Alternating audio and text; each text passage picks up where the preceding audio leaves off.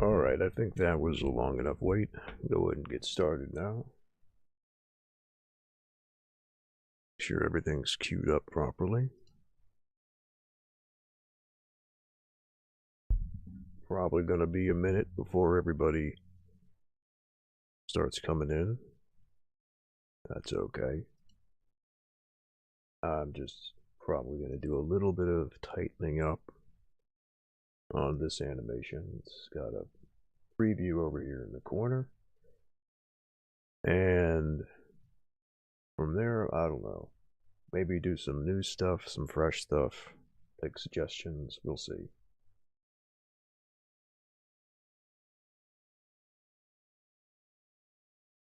I'll make sure I've got. And what I ought to do, actually, now that I'm thinking about it, is advertise the stream on Twitter, Blue Sky, whatever. But I'll worry about that later after I've had a few more in the catalog. Get a lot of viewers for these streams. I have not been streaming recently, so no. I would get more when I was doing it regularly, but I was doing a different sort of thing back then. So who's to say? The old category for me was like news. This is a different. I have not done drawing yet, other than as like a small segment. So that's new for me. For the last time I went live, it was gaming. I was playing Disco Elysium, and before that, it was years since I did a stream, and I was doing news stuff. So not really up to date, but you kind of have to build up a little bit of a catalog before you really have much to advertise. But anyway, let's see. Let's see if there's any trouble spots I want to optimize. This is still a sketch phase. Oh, what's that? Thanks. I appreciate it. Gay, straight, bi, pan, ace, whatever. All fine by me. So I think the part that I want to, yeah, I think I want to add a little bit more build up. I want to do, so you have a principle in animation that's called, I forget the term for it, but wind up and follow through is the way I refer to it. And I want to make the part before the main movement here, the slamming down, I want this part to have a little bit more juice to it, a little bit more build up. Currently, I've got, let me turn off onion skins real quick. There we go. Is there just a global disable for that?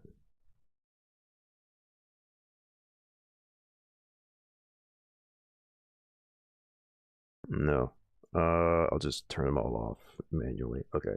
So I want this part to have more. Let's pass this. A little bit more motion. So there's a slight pullback before slamming down, but I want this to have more movement than that. So I'm probably going to have to, I'm not sure actually if I need to redraw any frames. I might be able to just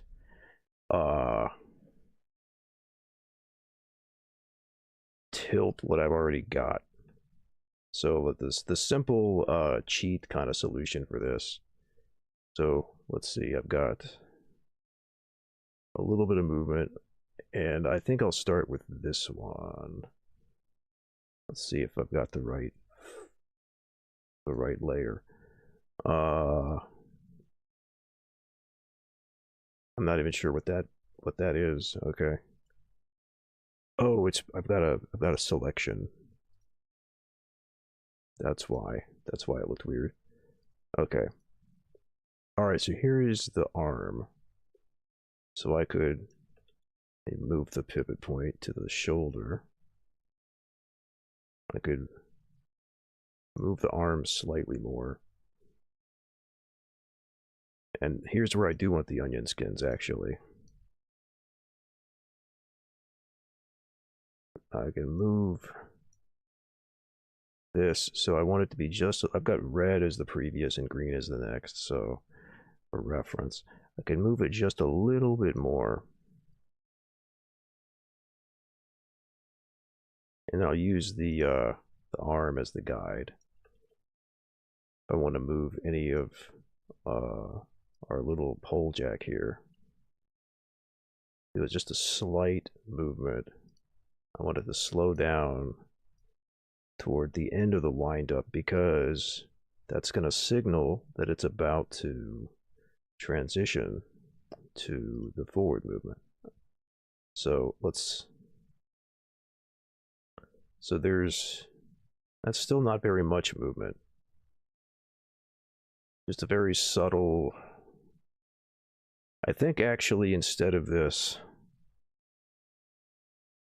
because what I really want to do is I want the driving of the movement to be the torso leaning back.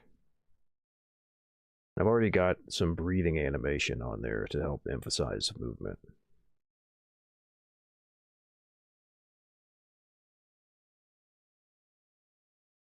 So to make the torso move back, instead, let's undo.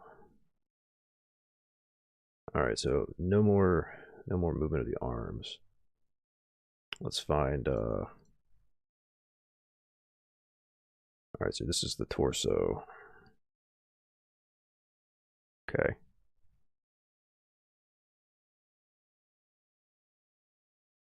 And I think, all right, so start with the first frame where there's no movement.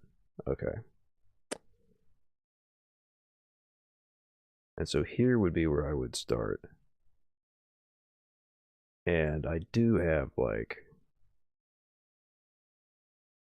I see. I've got, I'm reusing a lot of frames on the arm to make the sort of like muscle move, twitch. Could have a more cartoonish effect if there was more squash and stretch. True. I did add squash and stretch with the impact a little bit, but more for Alunya because the way that the layout is with the book, his face is going to be like disappearing into the book during that moment, so it's not really going to be that visible. I added a tiny bit of squash and stretch with the hand. You can see like it's wobbling a bit, but I could add more. Mostly it was her face to emphasize the movement. But yeah, I definitely could add some squash and stretch with the impact. I want to try, first though, I do want to try adding more to this windup because that's where it's most lacking. I think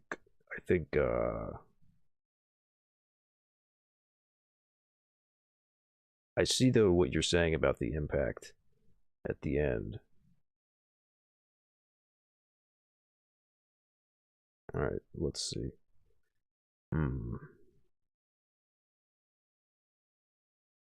He's doing the timeline a little bit, so it's easier to work with. All right, so it's about here. It's this layer. Yeah.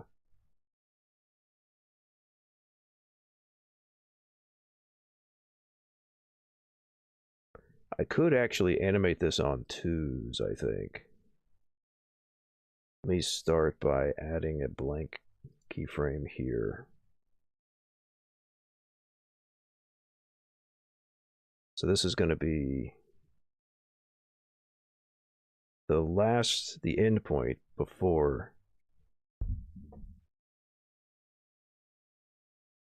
it starts the downward movement. Oh, I need to get the right tool. Okay, so actually, wait a minute. I'll just duplicate it. Okay.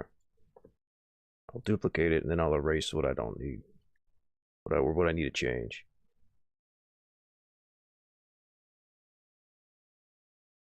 Because that arm can basically stay the same.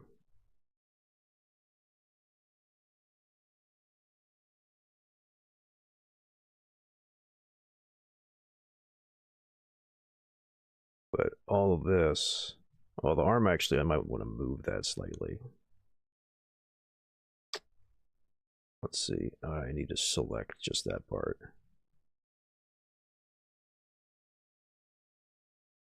Move that up just a little bit.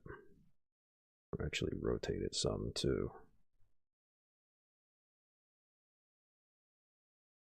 Okay. I want to maybe bunch, well, so I want to have her, I want to have the hips maybe leaning forward a bit. So let's start there. Let's start with the waist moving forward. We can get the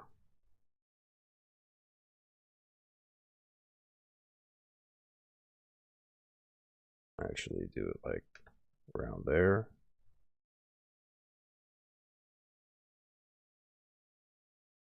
And I want this to be folding in some. So create a crease around there, something like that. Yeah. And yeah, so the hips go forward. The shoulders are kind of going back still, but arching up more so. So let's try.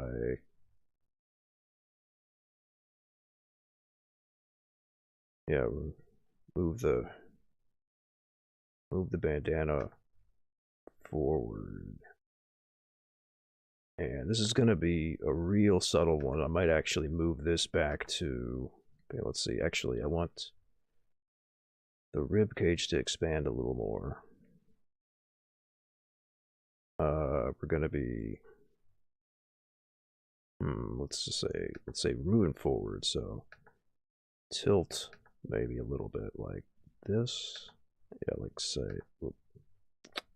say there. And oh, let me erase these creases. Like a little bit broader. I don't think I need to expand much anymore here.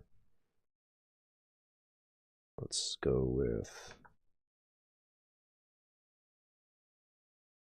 like that.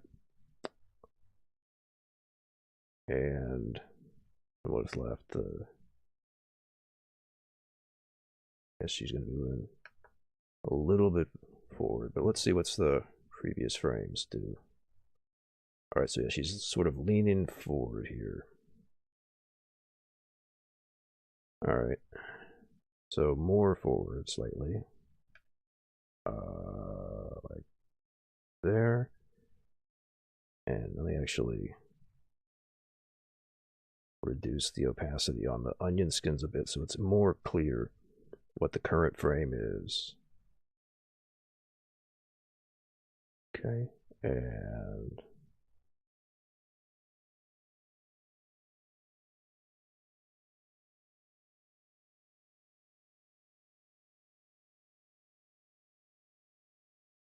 oh, I was wondering why it looked funny. I'm painting in red. Uh, Let me fix that. I think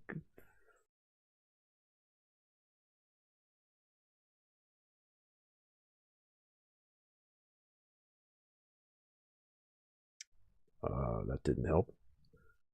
I was expecting a dialogue to pop up, but it looks like it didn't. All right. Uh, Filter colors.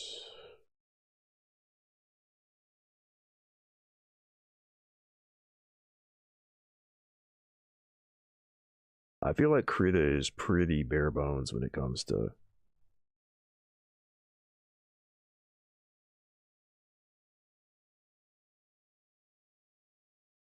I don't get a prompt for all I want to do is turn the brightness all the way down, so that should make the line black, but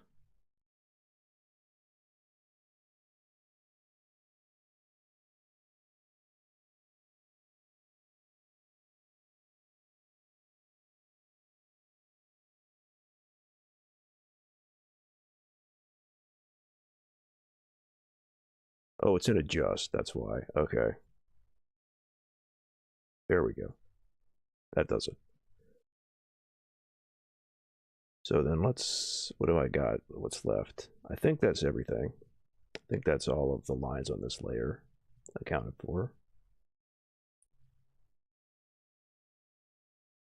Oh, but I need to not have this crease. That doesn't make sense now. I realize the motion is too opposite for that to really work. But instead, it should be kind of straightening out. Like, like this. Okay. So, yeah, and I see I didn't do enough movement yet. Part of it is that the head needs to move as well. So, let's see. Start by erasing the connections here with the shoulder. Is that not? Oh, is that part of layer is that on?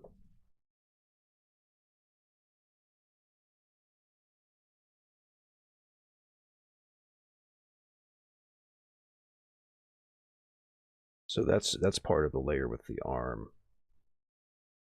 Okay. So I'll get to that in a second then. Now the face. Okay.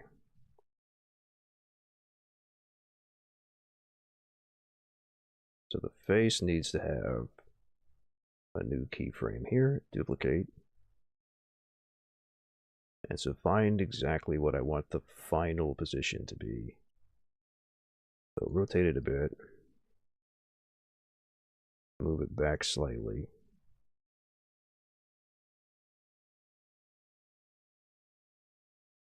Yeah, Krita sometimes is a bit unclear about where all the stuff is.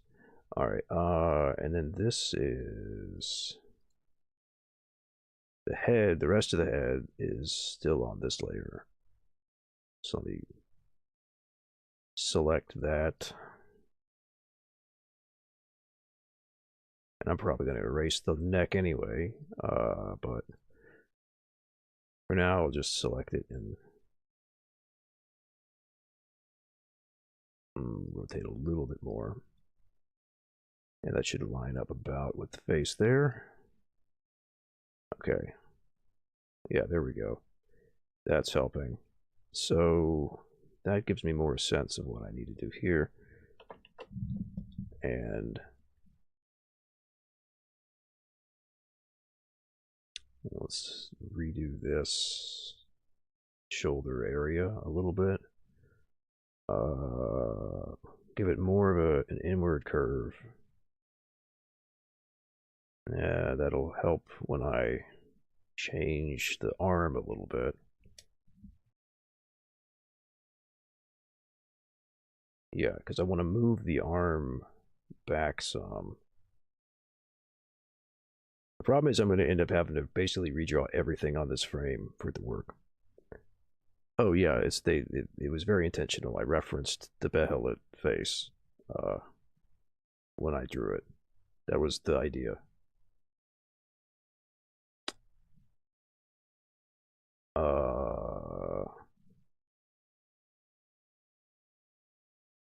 So let's see.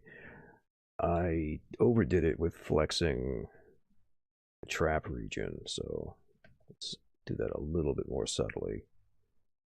And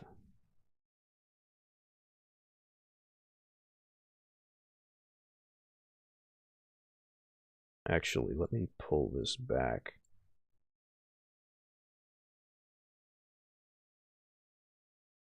So that it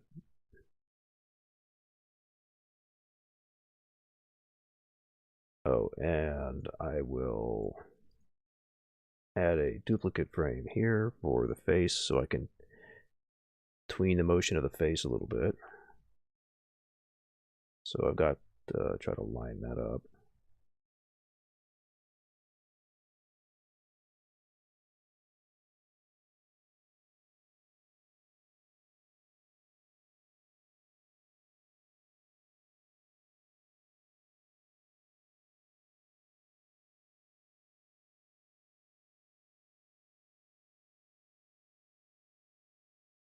All right, so the problem there now is just that I need to adjust the head with it. Okay,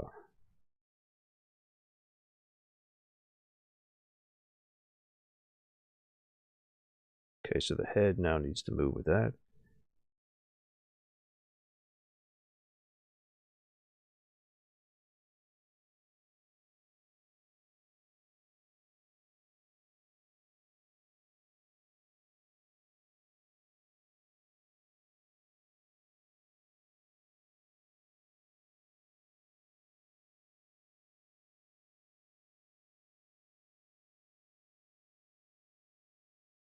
It's about there. Yeah, there we go. That's pretty spot on.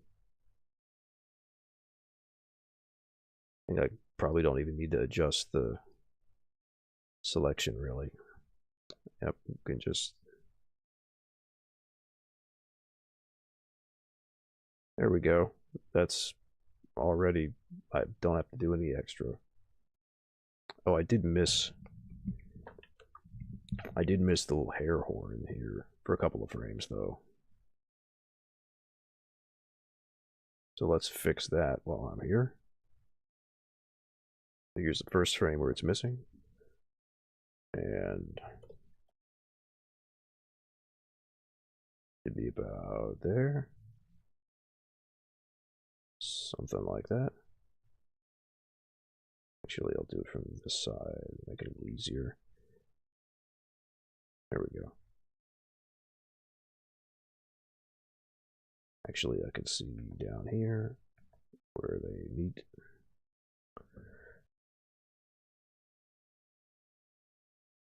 There we go. All right.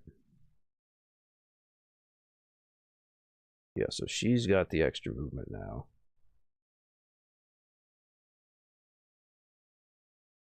That already looks better, I think. I do need to fix this part though, because I don't think I'm going to pull the arm back quite that far.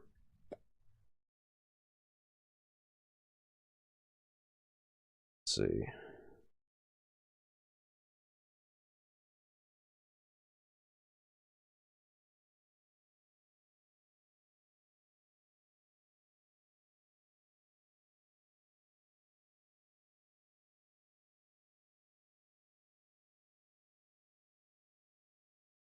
I think the fact that his face is already moving, that was the idea initially, was that the face continues to animate up until the actual big motion. That was what I was going for with the anticipation there. I think that having just her move more actually helps to sell the impact that's about to hit, though, because that will make it a bigger. That kind of shows that she's the one driving the motion rather than Pole Jack. Let me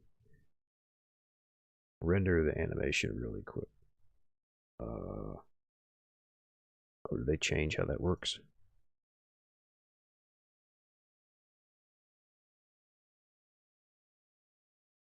No. It's been a minute since I've.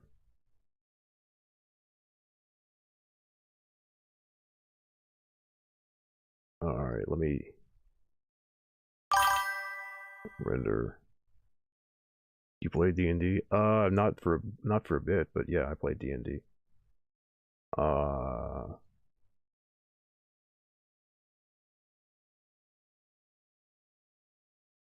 Yeah, they've changed all of this interface. I guess it must have updated that last checked.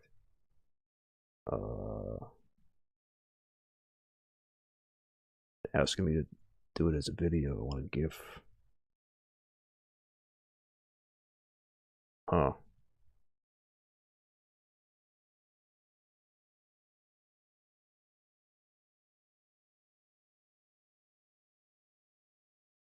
So exported as a GIF, I think it's 180 frames.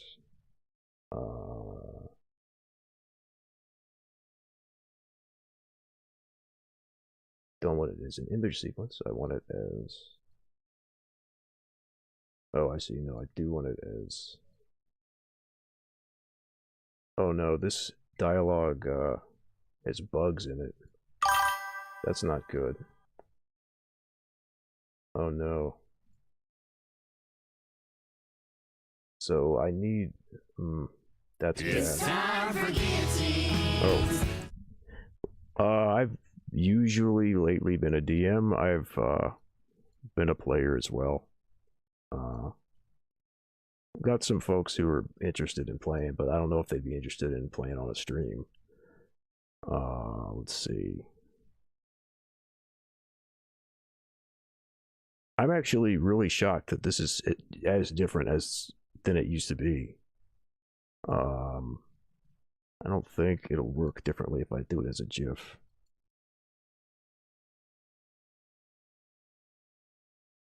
Yeah, it's not giving me frame rate options. That's no good at all. Yeah, okay. So this actually, I was planning to update the preview over here with the new version as I go, but looks like it's not working.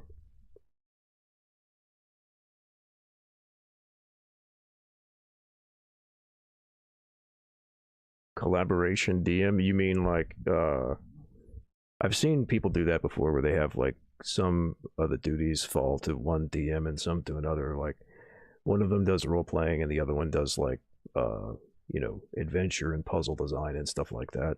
I might be into it. Shoot me a DM. You want to talk about it? Let's see. All right. Well, still, if I can get this to work, I just have to reopen it.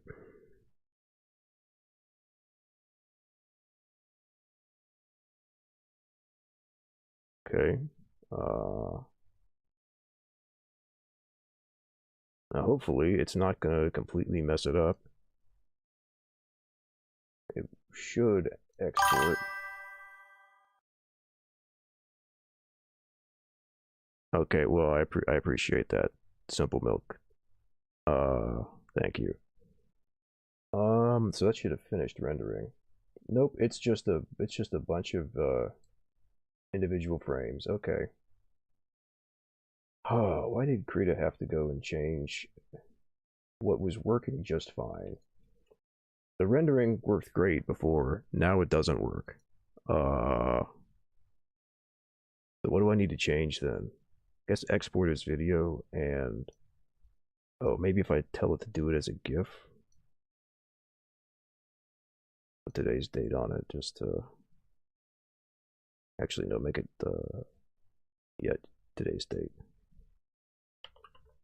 It's 25th, yeah.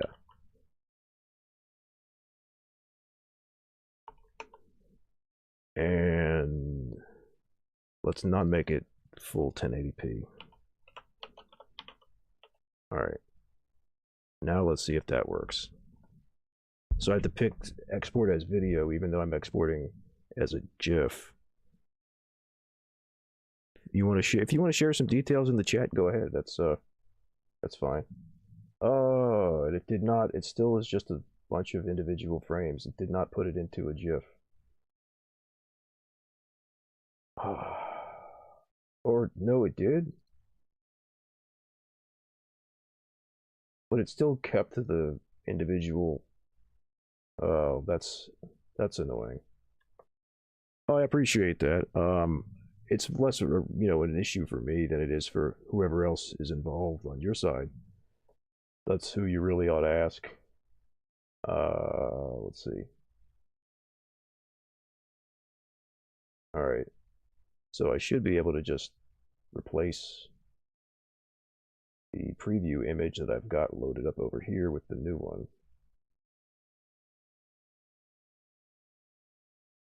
Oh, I see. I'm in the wrong.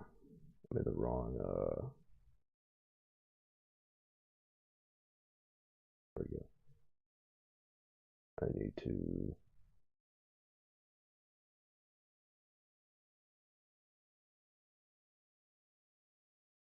find the one I just rendered, and there we go. That should have the updated version.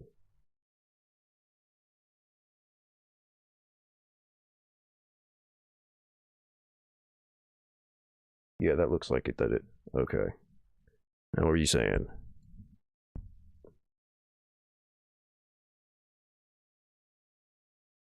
Post Palpatine response to Disney. Okay, so I guess this is within the canon of the sequels. Wait, where? Hold on.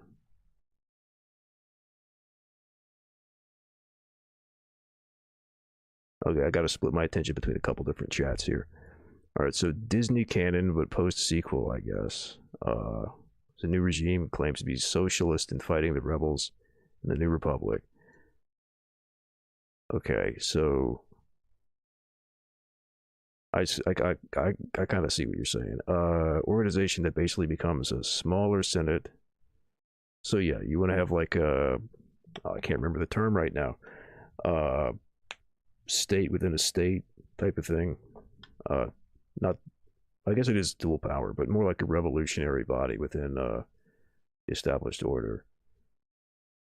New control is two powerful chancellors that work for the emperor.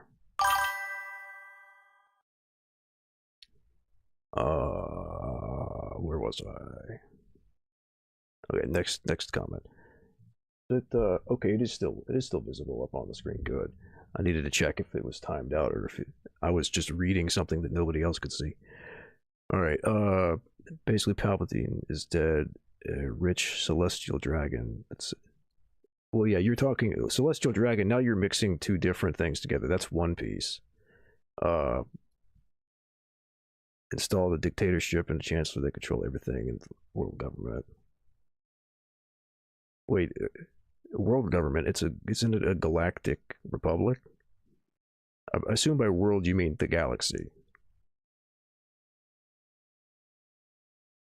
Okay, so you have three factions. You have the New Republic, the socialists who have like a miniature senate, and you have whatever the ideology of this new uh, one piece like world government is supposed to be. Villains, obviously, but ideology, I don't know, fascist or whatever, to hit the big three. Multiple groups, multiple DMs. Oh, I see. Okay, yeah, yeah. I've wanted to do a West Marches before, but I've never gotten around to it. Thursdays, Fridays, sometimes both bi-weekly, 1 to 4 Eastern time. Okay. Yeah, I mean, obviously you're not following the exact canon uh, with what you're adding here, but that's cool. That sounds interesting. If you want to like message me the details or something. Oh yeah, that's fine. If you wanted to switch over, uh, I feel like Twitch is probably what's going to get the most attention. At least during the live stream. YouTube is more like something people are going to end up looking at afterward for the VOD because that's going to stay up permanently. Connect by Discord. If you want to invite me, you can find my handle is the same pretty much everywhere, or you can just message me the invite. The scheduling. You said it was Thursdays or Fridays, 4 p.m. 1 p.m. to 4 p.m. Maybe I could try to swing that. I'll hop on to the Discord later after the stream, but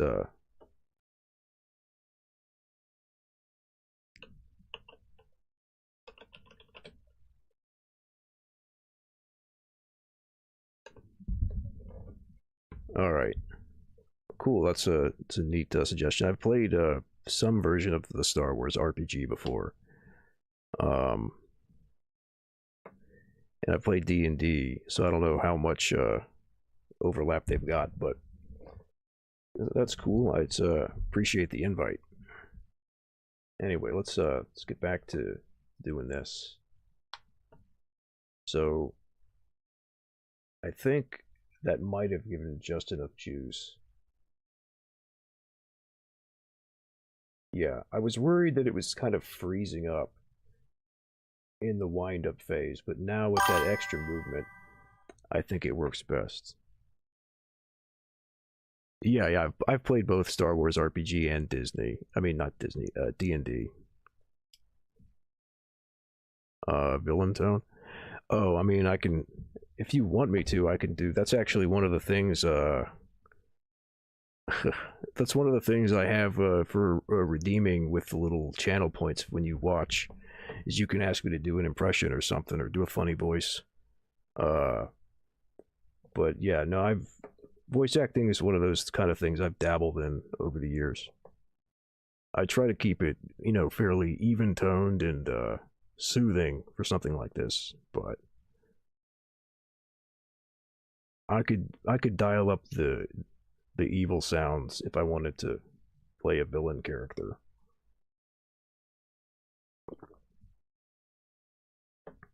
Anyway, let's see. So squash and stretch I could do for smashing the face into the book was the next thing. So I want to hold these frames for a second to really drive the impact. So I guess it would be, this is the frame here where I would want to really do the stretching.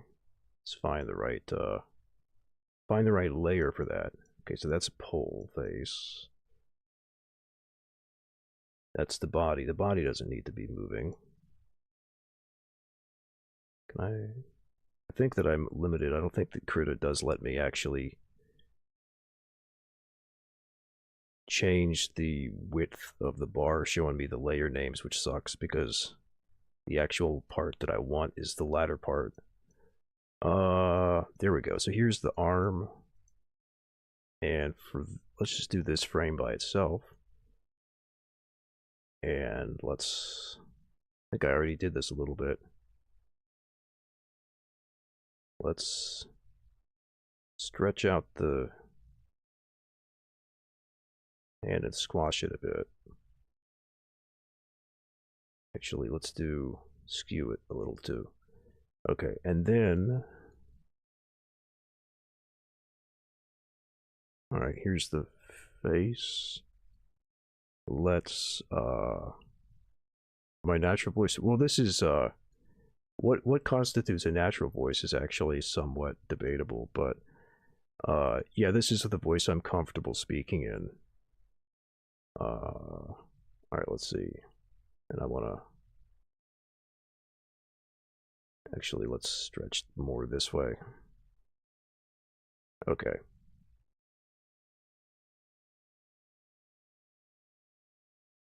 Okay, so actually what I want then is for the stretch to start here, squash and stretch to start here, and then this frame, I actually want to make it go even farther to emphasize it more. Okay, and I think this is the right one. Yeah, that's the arm. And I can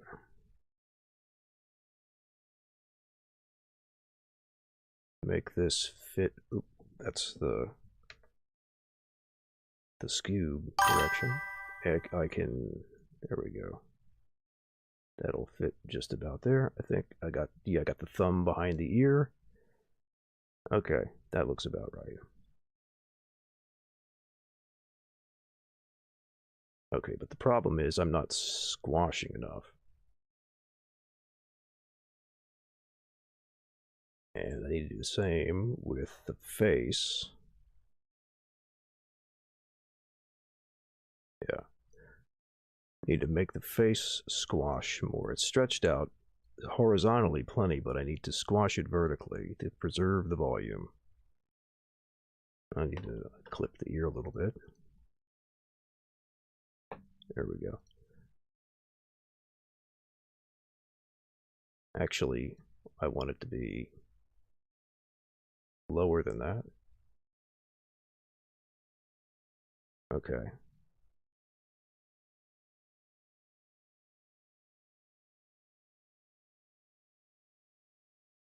Yeah.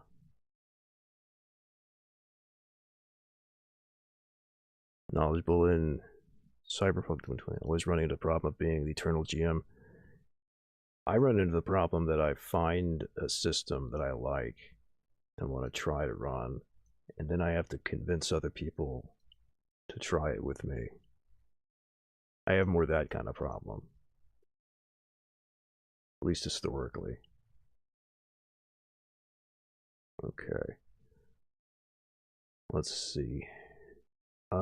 So I want this. Now, unfortunately, I've got so much going on here that it's harder to tell what's what with the onion skin, but I think that should fit right around there. Okay, there we go.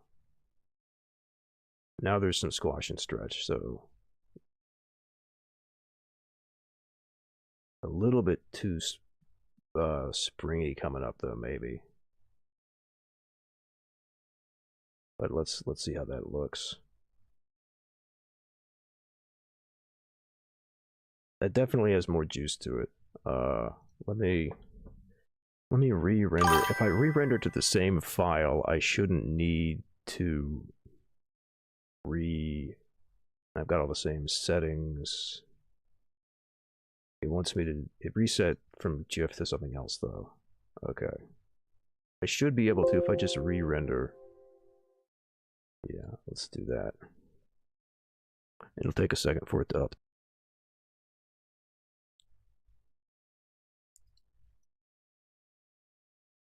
Okay. All right, I'm back. Let's see. Make sure that I didn't lose the YouTube stream because that's the one that was recording.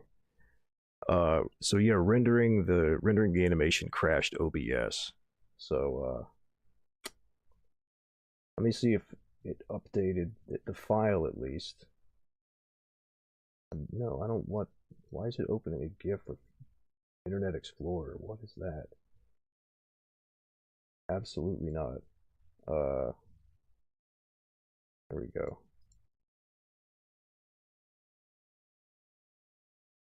See if I. Okay, that did at least it rendered the file and updated it. Let's see if does it look right in the preview? Okay, it did. Preview has it now. Good. That was well, I know now that I can't it worked the first time. I don't know why it didn't work the second time. Rendering the animation worked when I did it once, and then I did it again and it crashed OBS. So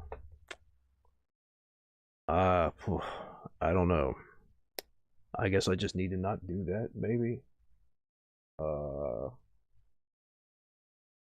Hopefully it's working again. I don't haven't seen any more chats come in, but I think it should have just immediately refreshed. Let me refresh the page real quick.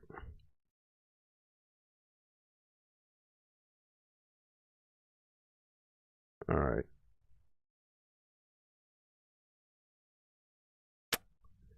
Well, I guess I will experiment with that to see if there's a problem in the future. I do kind of want to be able to update the rendering whenever I make a big change. And I don't want it to crash OBS when I do that.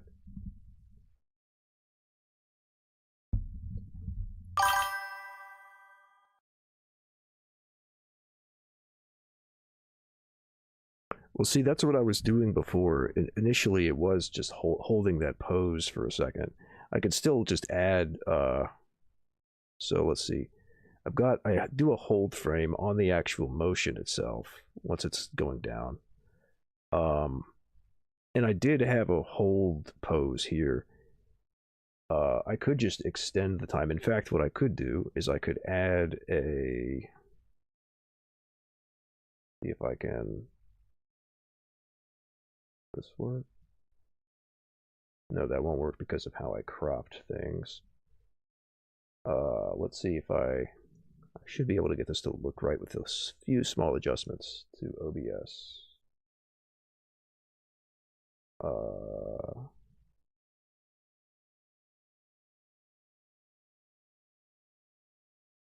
Yeah, there we go. Okay, so I should be able to just like come in here and select all of these frames and insert. Where is it? Hold frames, insert hold frame. Yeah, and then do that. Part of the problem is that I have a compulsion to animate on ones, meaning you animate every frame, as opposed to animating on twos or threes, where you animate every other frame or every third frame. But often it actually looks better when you do that. Yeah, I'm not missing any layers here. Hold frame. Okay. And then now I just have to check what my total is. I'm at 182, it looks like. That was part of the reason why I used the number of frames that I did. Also was because I wanted to get an even 180 frames for, what is it, 5 seconds? 24 FPS. Feels too snappy. Yeah, that's one of the things you can get when you uh, change the frame rate a bit. So let's just put it here.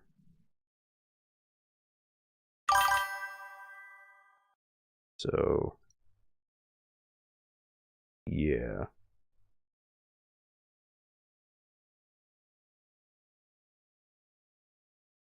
I think that actually might do it well. That might do good for it. Squash and stretch can be applied there by having.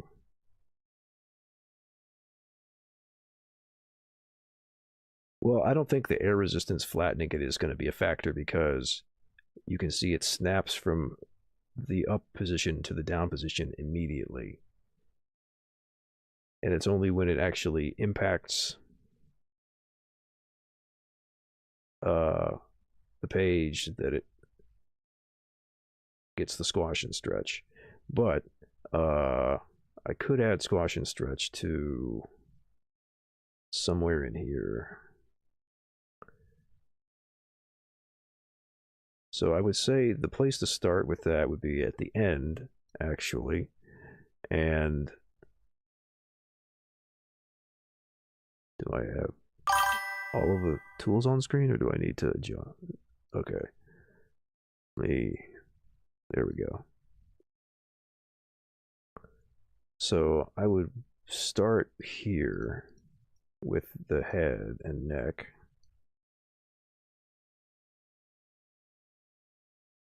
And I would do that part first, so maybe skew it. Oh, that's the hand. Well, the animation's already quite complex. There's already a lot going on.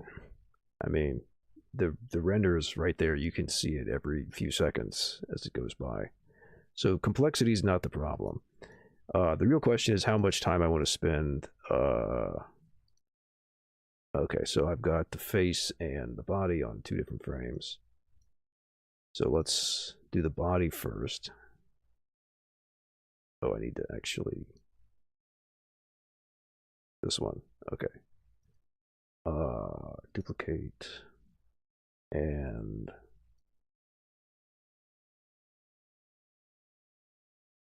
let's move the pivot down a little bit. And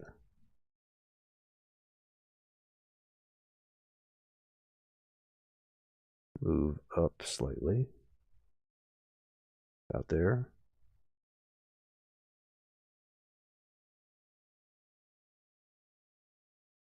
I need to move the hand though. I didn't move the face enough. Okay. Move the face a little bit more.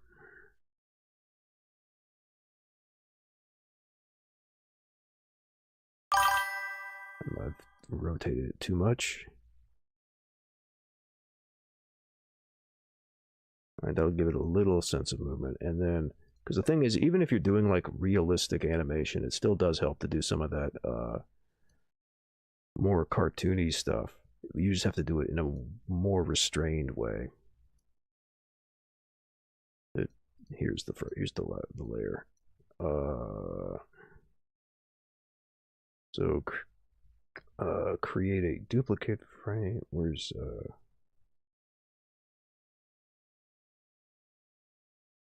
am I on the right layer? Yeah, okay, it's already here. So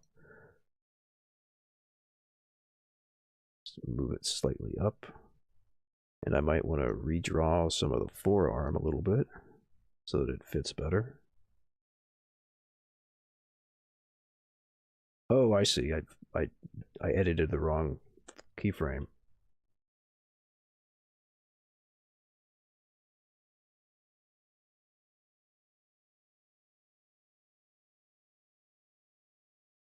Yeah, it's this one. Okay.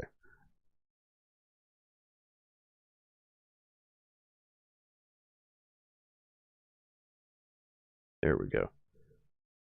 That's it.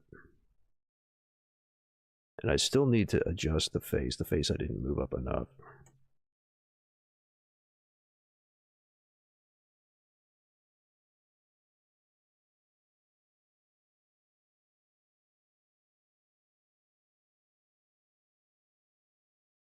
Okay. Now the issue is this is not a lot of movement. It's a very small, subtle movement.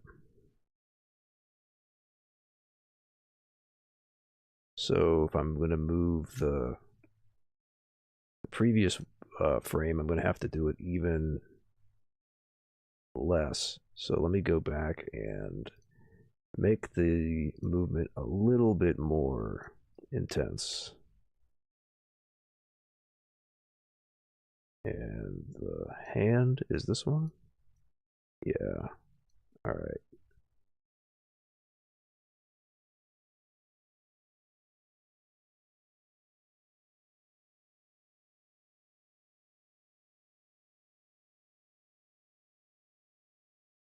Yeah, it'll be a small, subtle movement, but it'll be enough to stand out, I think.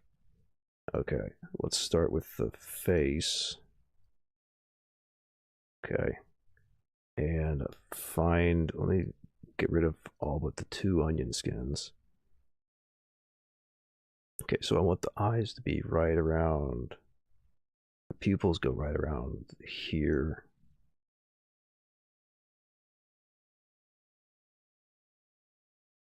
Okay, that's good for the eyes and face. Let's do the head now.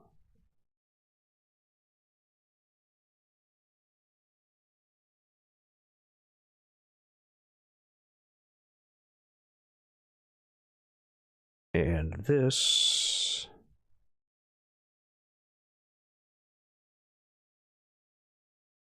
I think,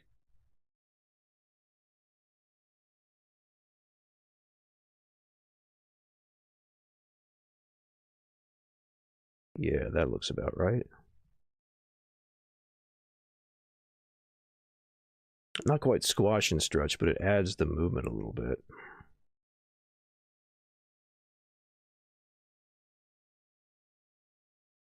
And then the hand still needs to be moved. Yeah, this one. Okay.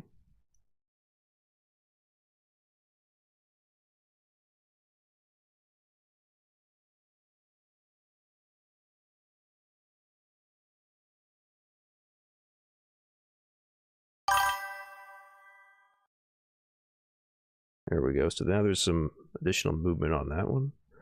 And I didn't have to go redraw all of it. So let's see. I'm gonna try rendering it again and see if it kills OBS again. Let me just run through it real quick.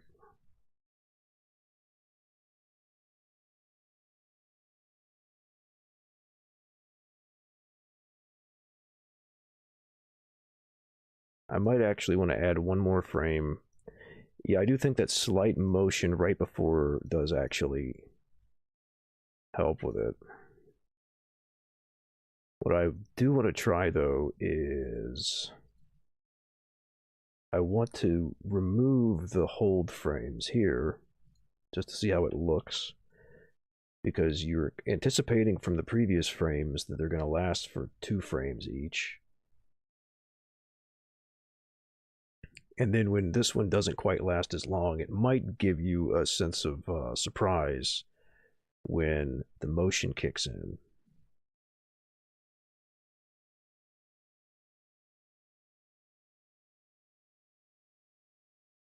Yeah, it feels like it's just a little bit earlier than you'd anticipate. And that gives it, you get more of the sort of juicier, smoother buildup, but then it snaps into place, which is what I'm going for here. Why it's 1 frame to go from here to here.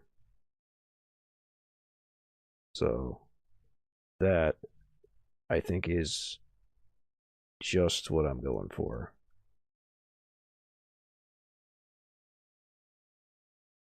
All right. Fingers crossed it's not going to crash OBS again. Actually, here's what I'll try. Because before it was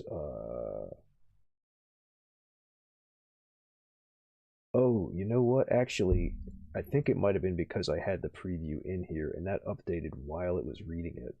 So, actually, let me turn off the preview so it won't have that loaded and then try rendering it. Maybe that'll fix the problem.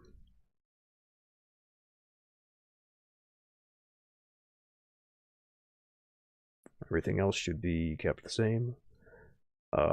Last frame 183 sounds right. Close enough. All right.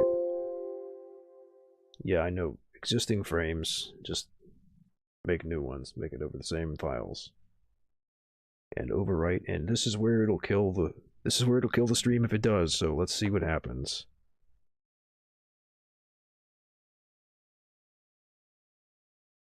And nothing, it's still going, it looks like. OBS has not crashed, so toggle it back on. It looks like it did work. It looks like it did update. So we've got the updated animation, and it didn't crash OBS this time. There we go. So I just got to turn off the preview before we start. That's the trick. Well, that's good to know. All right, so that's an hour in. And I just did a little tightening up of this animation that I've been sitting on for a while. I kind of feel like I want to do something new. Let's just see, check on viewers and see anybody in here. Looks like I maybe have somebody on YouTube, I can't tell. Yeah, I'll just run through the whole thing one more time. I can place it on the screen so it's easy to see. And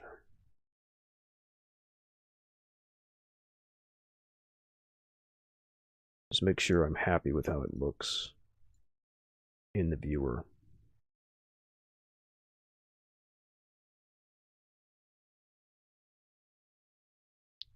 Yeah, I think most of the tightening up I would do from here is going to be when I actually start doing the ink and the line work.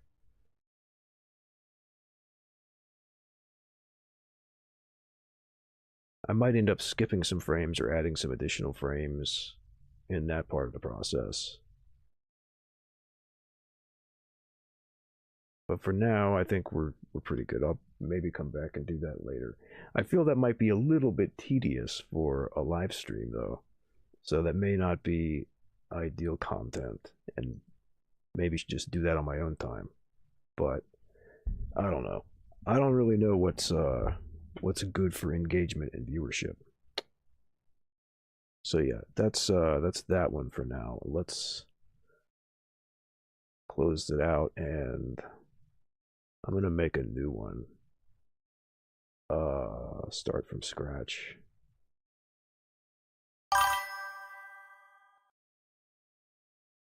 Content's an excuse to have people together. I suppose that's true. I would like to think that this type of content, showing an artistic process, would maybe be like somewhat educational or instructive.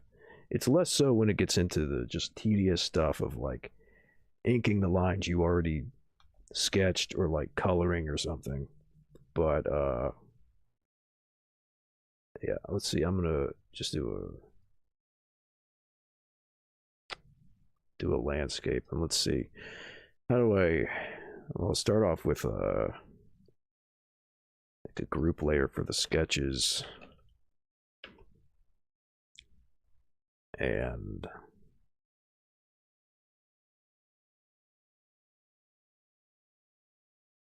I don't know what I'm going to do yet, but I'll go ahead and put on guides. Actually, I'll make a separate group layer for the guides, for where I'm going to draw like lines showing the contours of motion. It's all useful in the sense that the viewership is actually there to seriously try and learn. That's true. I think that people tend to do that for various reasons, including learning and just kind of like background content. Like trying to watch stuff and kind of look over now and then to see what the progress is. Guides. Yusica would be. Is that how you? I never know how to pronounce her name because it's what's it? It's she's Hungarian, I think, is what the character is. Uh, but yeah, I don't know what the correct pronunciation is. It's like a version of.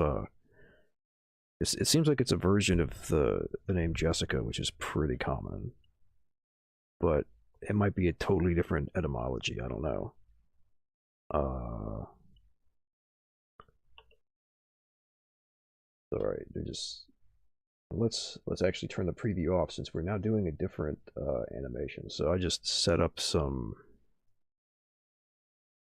simple pieces there. So let's say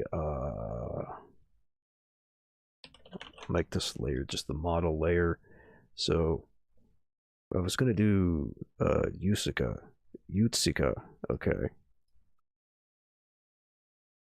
Well, it's Catter Day though, so I'm gonna have to make her a cat girl.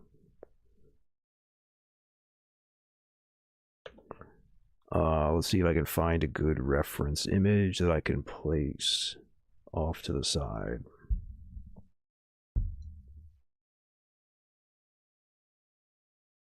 Find some of the old comics. Oh, these are like modern animations that somebody's doing. I think most of the art that's coming up on the search is actually like contemporary stuff, not the original. Let's see. Find a good one that's where it's like an interesting pose.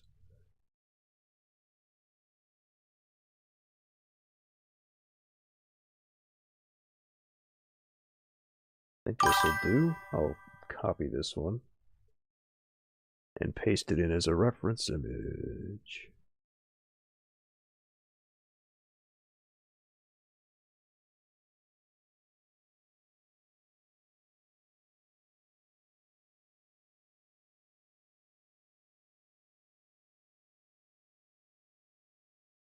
Mm, yeah, I'll use the all right. Use the regular. Actually, let's move this here. So I've got a few poses in this one. I think that's pretty decent for reference.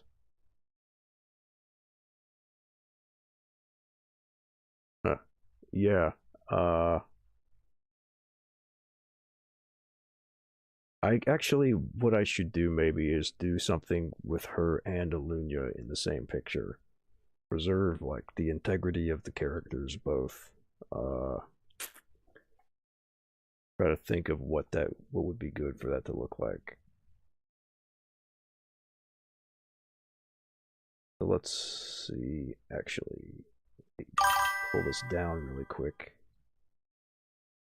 so I can easily reference it for where I want to place this so it's easy to see on the screen.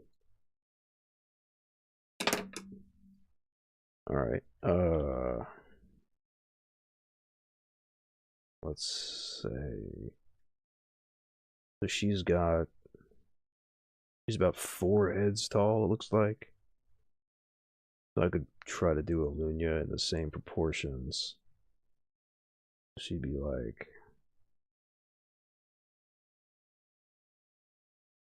then around here is the hips, and then the legs. Got actually a pretty long neck for the proportions that she's got. Sort of the waist is like around here, the bust, and in this one she's got like a pearl necklace. So let's see if I can kind of imitate the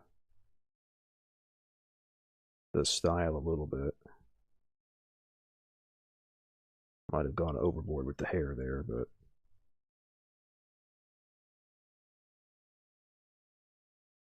it's kind of got this rough. I don't know what decade was this from. This was.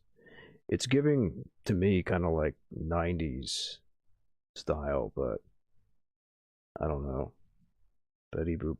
I don't know if I would say this is quite Betty Boop proportions, but I mean it's it's a cartoon character. So let's say I'm just gonna have her in a neutral standing pose here. Try to get a better look at. Well, she's kind of in profile in all these, so I'm trying to see what the shoulders are supposed to look like proportion wise. Um, maybe something like that, and then bust is like here. The waist goes around, and the legs are about like this. Oh, that's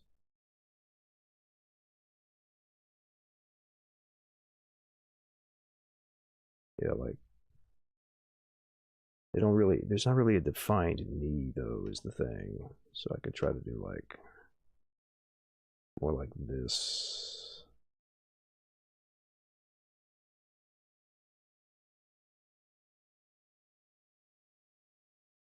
And then the feet are like real tiny.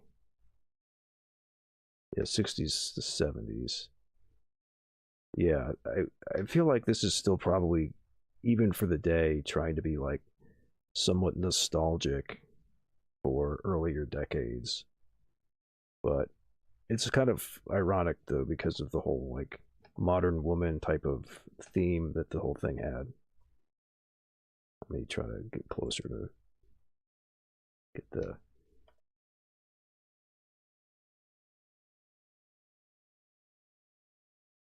Yeah,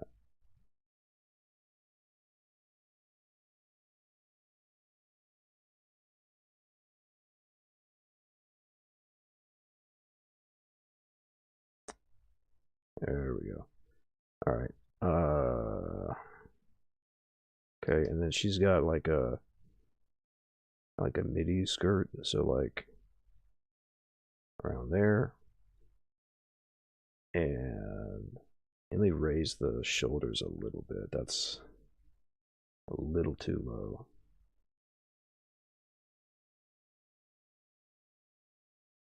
Yeah, something like something like that. And then the arms are only a little thinner than the legs. So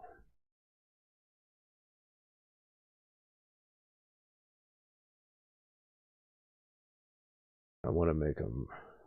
I want to make her like bowing her arms out all the way to the side, but the elbow is actually around the waist. It looks like the way that she's drawn. So there we go. Yeah, that's closer to where the.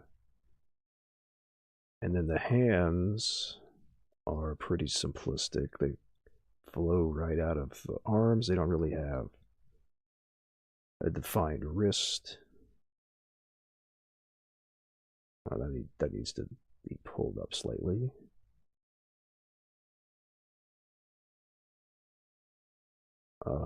So let's say, let's do the waist real quick. Okay, that's too much.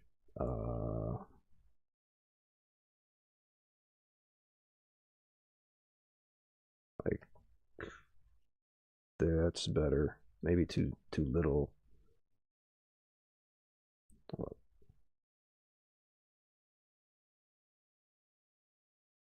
Part of my problem with my process is I always end up drawing like very rough on curves, especially if I draw them at like the wrong scale. All right, and this has a sleeve to it, so neckline is square, so like that. Okay, and that should about get the shape. I need to again adjust the left arm some.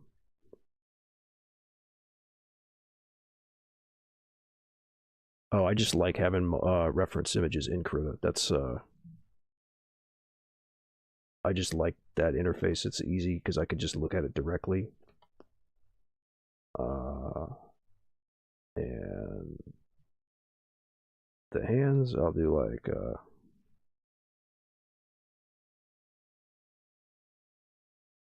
let's do it a little bit. Thumb's going to be pointing out a little bit more to the side than that.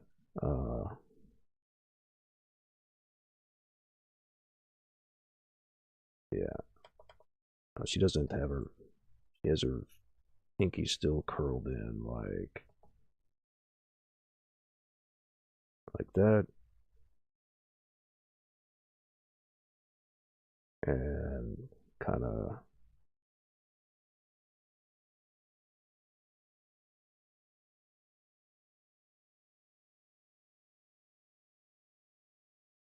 let's adjust that slightly. Yeah. Okay.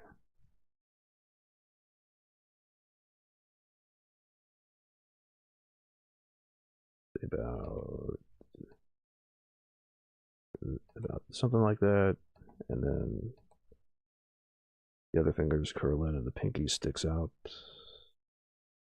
And she does have like very thin fingers though, so this actually is. I'll tighten that up real quick. This is actually still pretty off. So it would look more like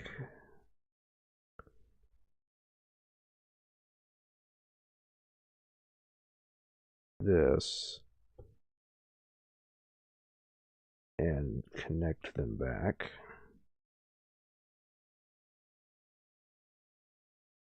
So something like about like that. Yeah, that's closer. And same thing over here. Do a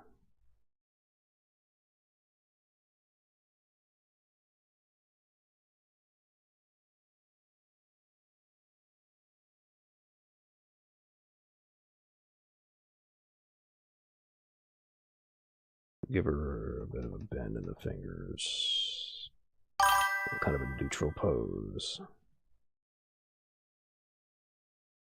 I can't really see the pinky stick out, so I'll just have it curved around too. Okay. Shortcut for the scaling tool is Control T. Okay, that's good to know. I usually need to select stuff first. but it's good to know. You tend to use polygon, which is default doesn't have a default one, default shortcut that is. And then the face, pretty simple. Yeah, so like do do find the center first.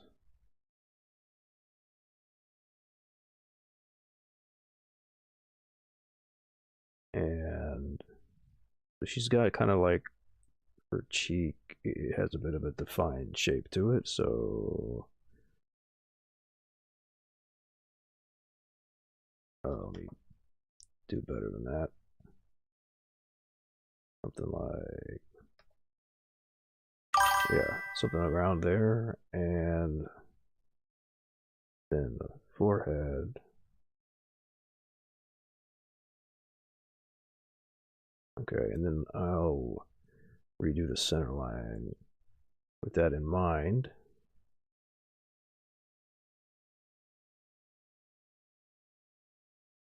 Okay.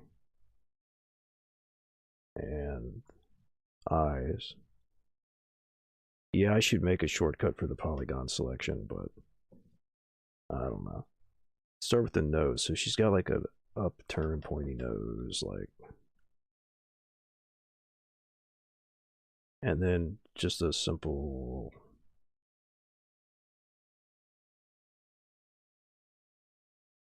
kind of mouth. And then the eyes, I think, are actually, they're basically on the same level as the nose. They're a bit low. So, like, that's maybe a little too wide set.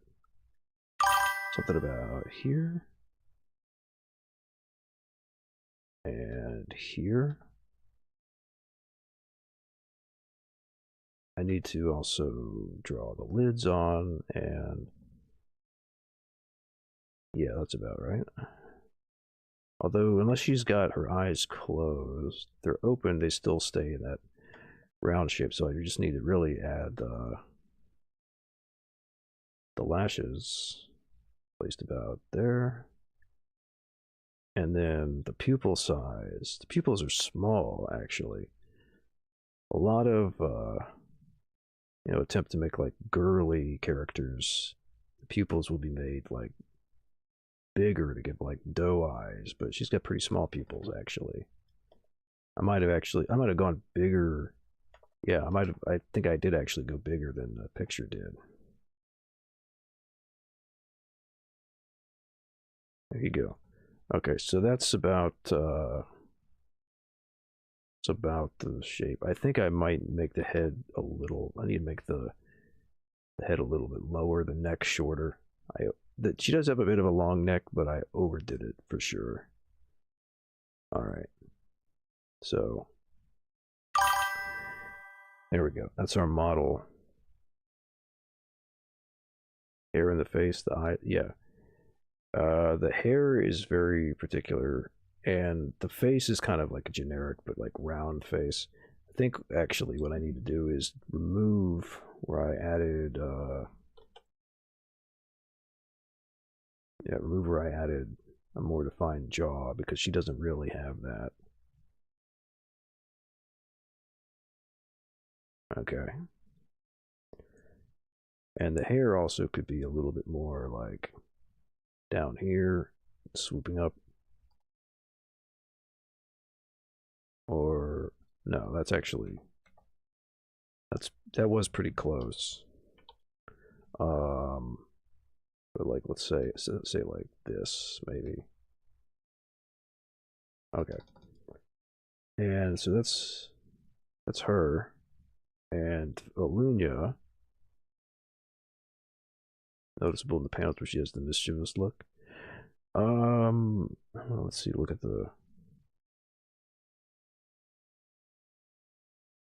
Some of these also I'm seeing, not in the one I grabbed, but some of them she has like more distinct uh eyeshadow.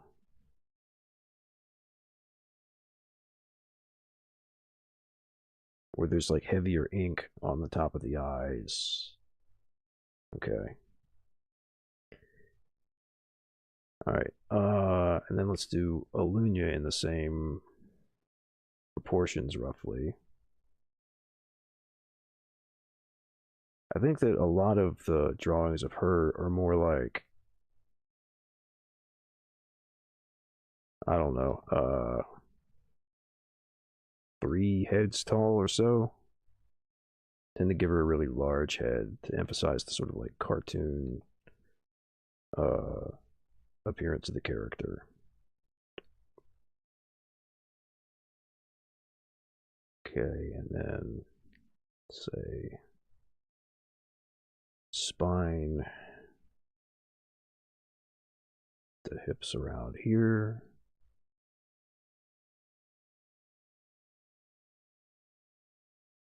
And I put the feet kind of apart, wide stance.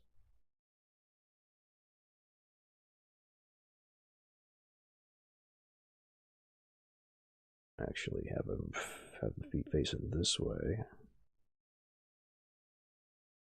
Okay, and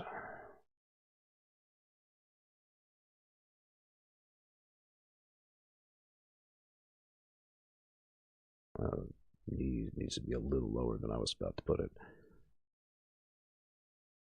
Okay, and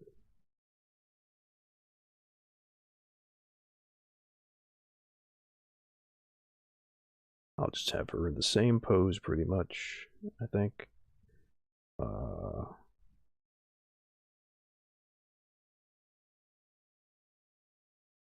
okay.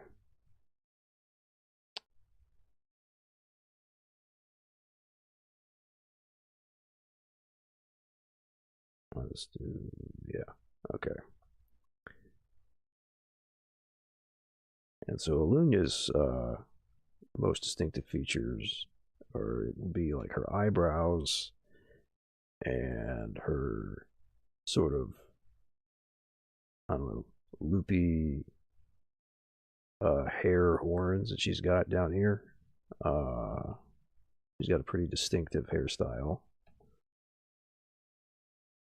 Try to get it so that it's not going to be completely obscuring. There we go.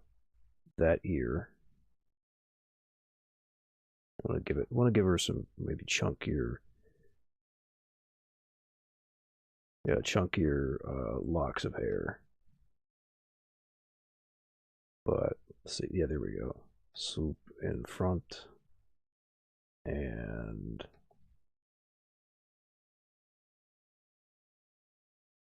uh, try to break through the lines that the eyebrows are creating, like so.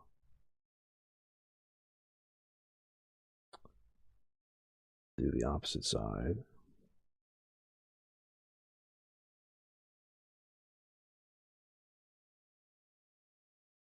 And then the back of the hair has kind of a swoop too. And we've got the ears, of course.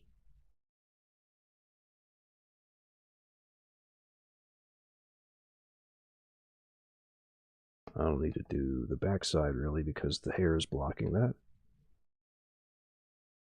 But they're also there. She also usually has kind of that defined cheek area. But more of a defined jaw. Let's see, bring the eye socket back a little bit.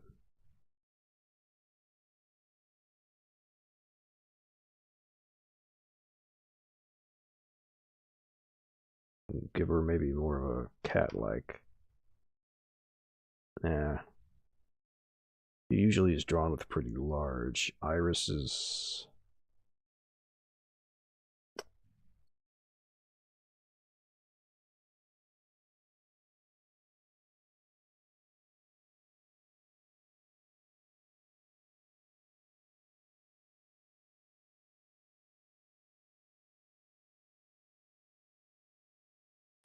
Kind of like a triangular mouth. I always feel like kind of Calvin and Hobbes sort of energy in the way that she's often drawn.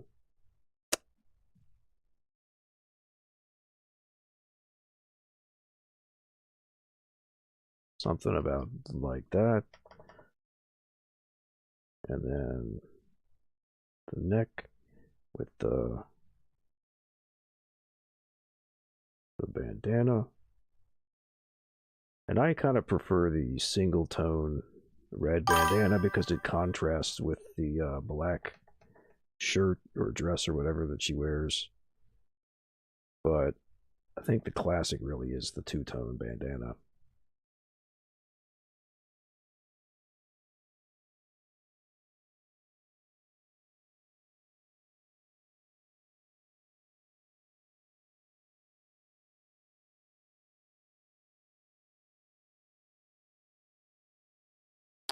I mean, there's lots of different interpretations of how to draw Alunya's bangs and the horns. I actually think you mentioned that I don't want to do that. I want to use the soft erase so that I still have the old one as reference. I think I want to slightly tweak it to be like this. The issue is really for me. I've drawn her enough that I know exactly what the general look is. For me, it's always trying to find the right balance between, where all the pieces go and how they sort of interact with each other, like the way that the lines are kind of going against each other, clashing together with like the bangs and the eyebrows. Like for instance, I would like do a really big one in the center like this, kind of like as a messy look. But the problem is then that it's in the way of the eyebrows. You can't really read them anymore. Actually, do want to tighten up. Oh, let me do it this way. Do want to tighten up this so that it's more like. Let's go with down here to there. Okay. Keeps it a little sharp, but not taking up too much space. And then here, kind of do. The other thing too is like how sharp and how curved do you want to make the character? And that's an artistic preference. It's also, communicates slightly different things. Like, do you want the character to look more friendly or more like edgy and angry? I think also, yeah, maybe going more this way.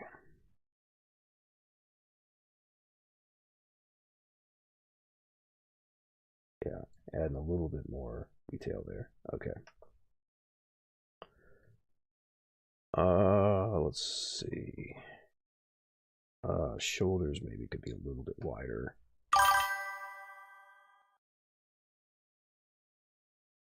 A little narrow there.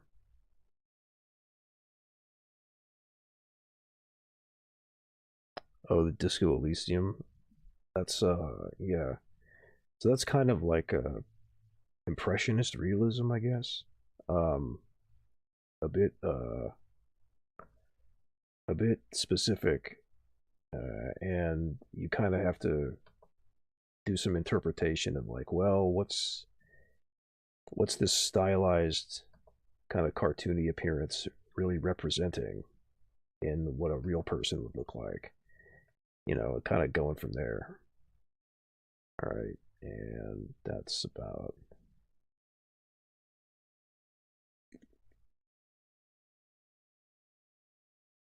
Yeah. And I want to do. Yeah, I think I want to do the classic thing, classic outfit that she would wear with sort of the belt or cummerbund or whatever it is that goes around the waist in red. So I want to bring this in a little bit. Yeah, bring the waist in a little bit so that I can have the room to kind of overshoot. Yeah, have a little bit of wrinkle or sag over the edge of the thing.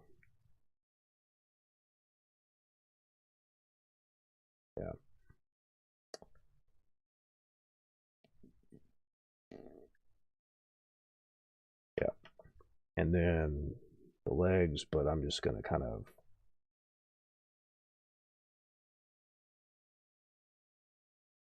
do the skirt to try to reduce how much of the legs I have to draw. Especially since I'm, later going to be doing animation and having to draw plenty additional stuff. All right. Usually she doesn't have very defined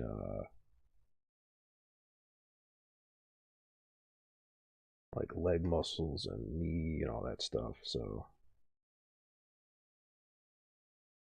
plus is usually wearing boots, so I'm gonna put like combat boots on here.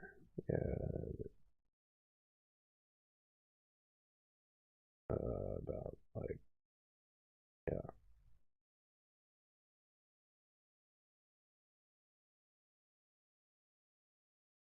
yeah, there you go.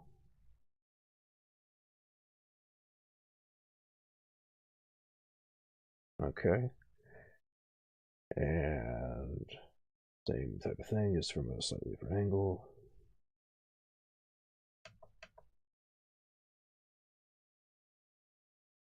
Straight on angle to get the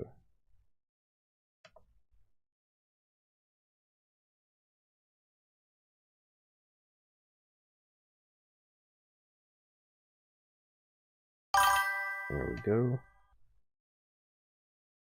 And work boots. I mean, it's kind of hard to distinguish because it's such a cartoony style.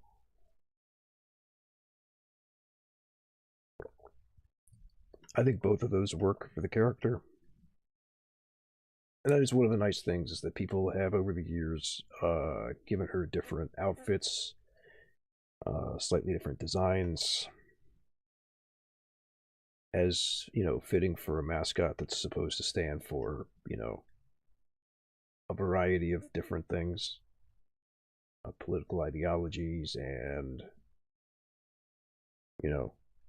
all that sort of stuff, movements. Although there are certain specific ones as well, like specific designs that are supposed to represent this or that group. But Alunya is kind of supposed to be a generic one that applies to everybody. Oh, hey, Sput, how's it going? I'm just started a new project file and I'm just drawing some references for Yutsuka and Alunya. I'm not sure what I'm going to do with them, but I kind of, these are just like models that I'm going to work from to keep scale reference and so on. I'm not sure what I'm going to have them do. I don't know. But I figured it would be good practice for me to do a quick and dirty sketch of the two characters and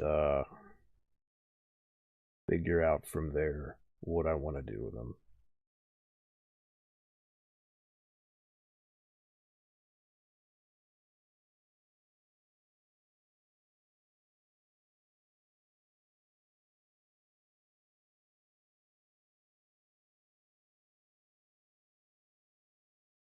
How's it fascist art? Uh, I'm certainly not trying to make fascist art. The opposite, if anything. You could call it anti-fascist, maybe, perhaps. I'm not sure what I'm going to do with it. Maybe something like that. I kind of want to do something that's just simple, especially after like what I've been working on with the 5 second long animation, where most of it is characters doing complicated interactions with each other. I'd like to do something a little bit simpler. Like I guess the simplest thing would be to have a walk cycle where the two of them are standing side by side walking in like a march. But I don't know. See, that's about right. I'm not going to spend too much time getting the hands perfect. I'm just gonna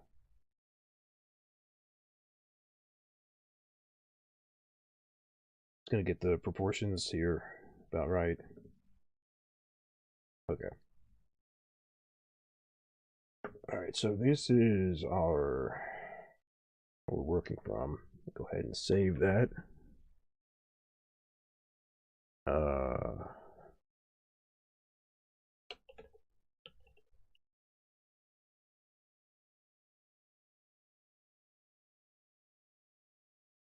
Whoops. Where is it?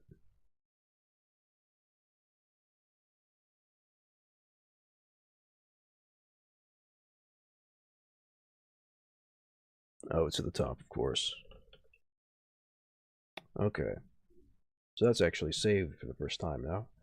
Now I did end up drawing Alunya more in her own style or a version of it rather than copying the Yusuka style. But what are you gonna do? Is that there? We go. Keep the proportions, and I'll have that just in the corner while I.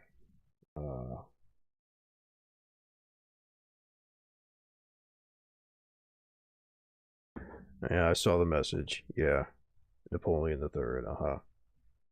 Uh, let's see. I actually have holes in me because I've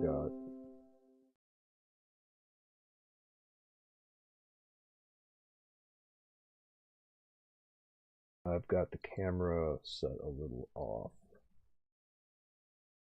Uh, oh, that's why. When I reset, I changed some of the settings. There we go. All right. Um. So yeah, let's start with the basic sketches and get the where's the tool that I use for it's a specific tool that you have to use to move the references for some reason. This one, yeah, that's it. All right, just move that off to the side.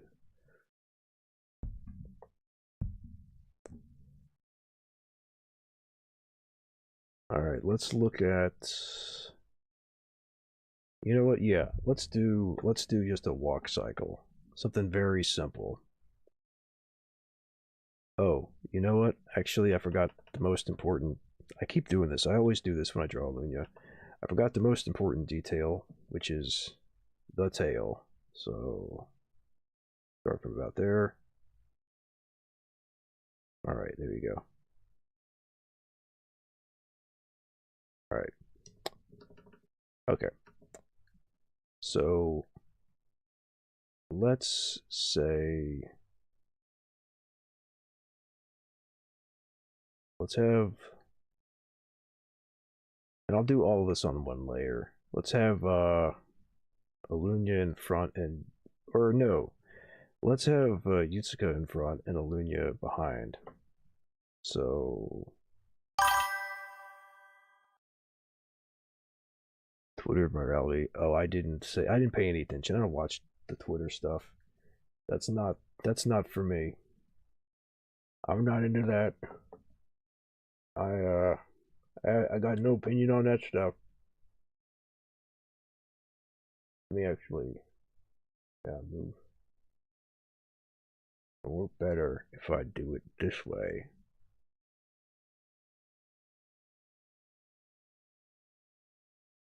I think no, that's too busy. I'll just leave space over there. Okay. Let's say I want to start. Actually, I'll start with the guides so I can lay out the positions exactly where I want them. Oh, you know what I could do is I could have signs that they're holding up, which are like in the top portion of the image. That's not big enough. Too big. They could be holding up signs, and that could be used as like an exploitable where people could put text onto the signs. I'll keep the signs steady in place more or less, which is a little. I mean, that's not great when it comes to.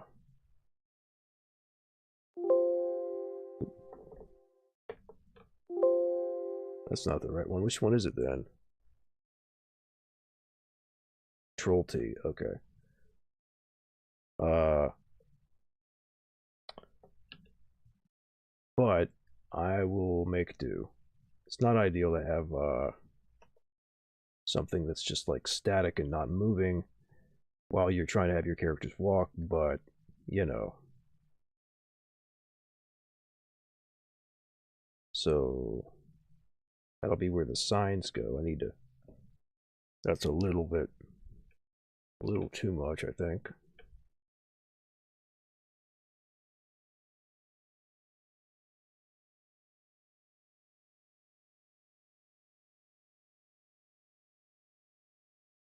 Mm, yeah, like right about there. Right about there. Okay.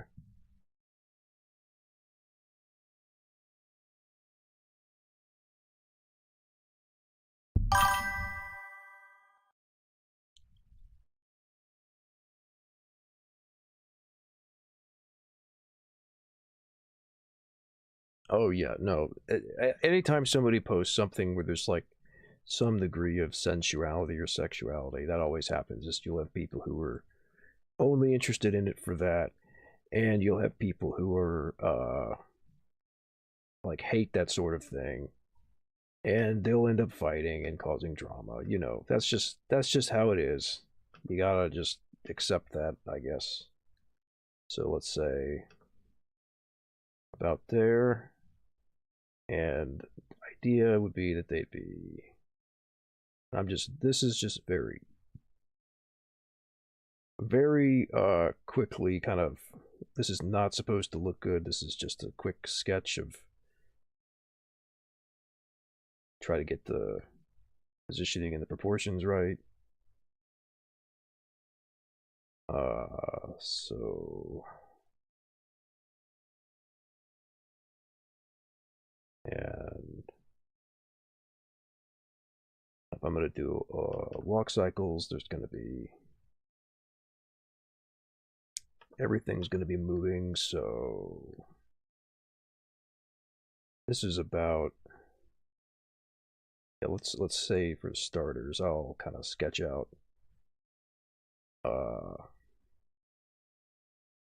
think that's about proportional. That's about proportional for these characters and the style that they're in. So, do I want them marching together in lockstep, or do I want them to be like staggered slightly? I feel like it works better. Oh, I just realized I'm doing the like a variation on the Dr. Livesey walk, because that's if I have them both. Actually, where do I want? Maybe that's what it should be. Is that Yuzuka should have like a slightly different walk cycle.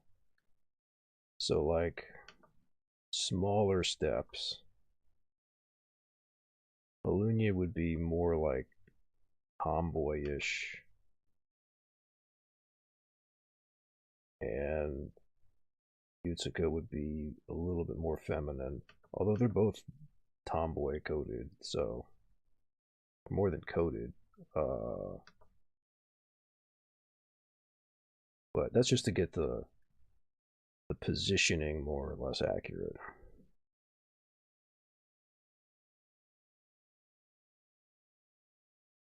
All right. I don't think I need to really do much more with the guide for now. So let's do a sketch. Let's do a sketch. I will do these on separate layers. So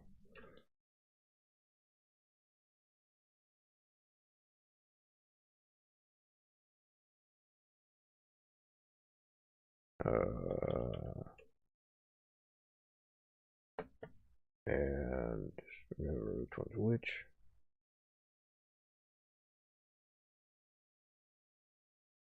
All right, here's what the guide is really useful for. For a walk cycle, yeah, I would definitely say that Yusuka is more femme between her and Alunya. Uh, so let's do. I'm gonna draw. I'll use more of a yellow. Well, I don't want to use the yellow. That's actually not very helpful. I'll use blue for Yusuka, and I'll use red for Lunya for the guides. So, how do you want the foot movement to look? I'm thinking going in like step, or actually, I'll do it this way and put this full individual layer B. So, say step and then drag and then lift and then up and then down. So let's say draw the 6 points there, and that would apply to both feet. Whereas Alunya, I would do it like step way out front, slide way back, and I would put a backward movement about there, and then something like this.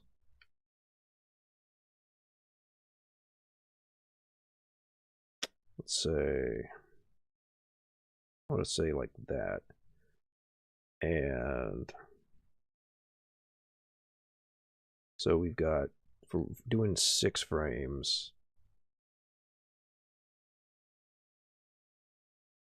I'll add another one here. So what that'll look like for, let's just do 1 foot at a time. And here's where we make keyframes.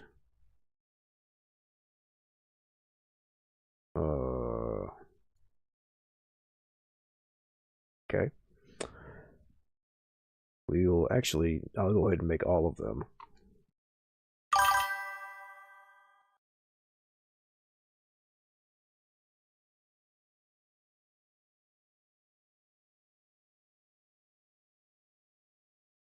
I don't know why there's anything on this one.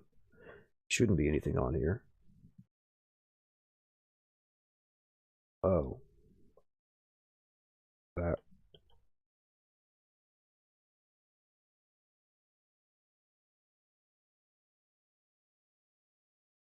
That belongs on the model layer.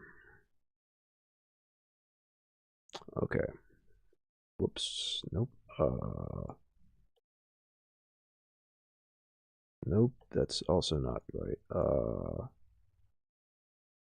I just want to. Why is it cutting all of the frames? I only wanted to use this frame.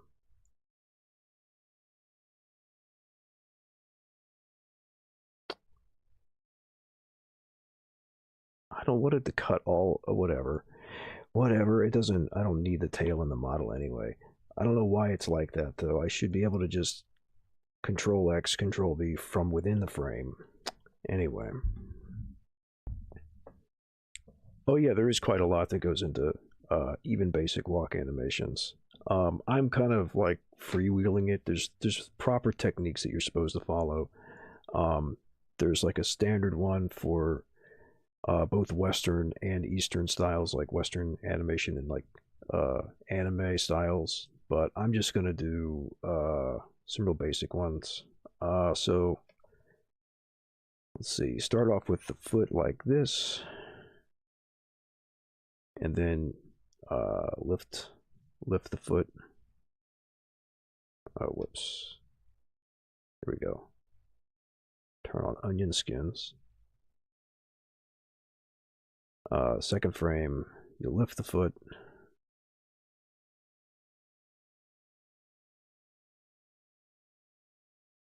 Third frame, you're transferring from one side to the other. And these have their opposites. So, like, while this one's going up here, the other one's down here. Then landing, and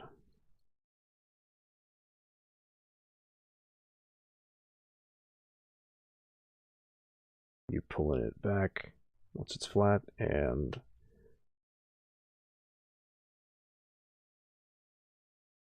pulling like all the way back. Okay, now I'm going to remove keyframe, and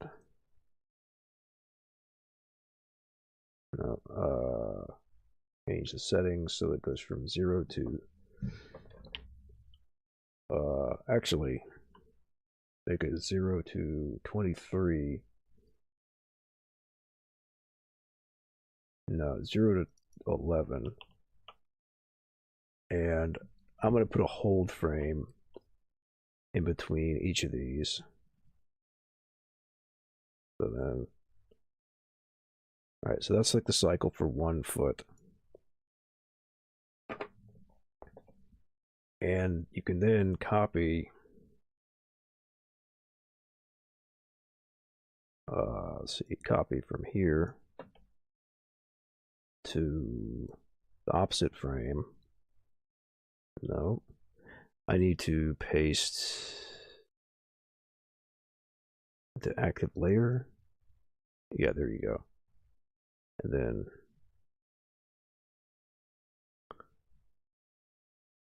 copy and paste into active layer.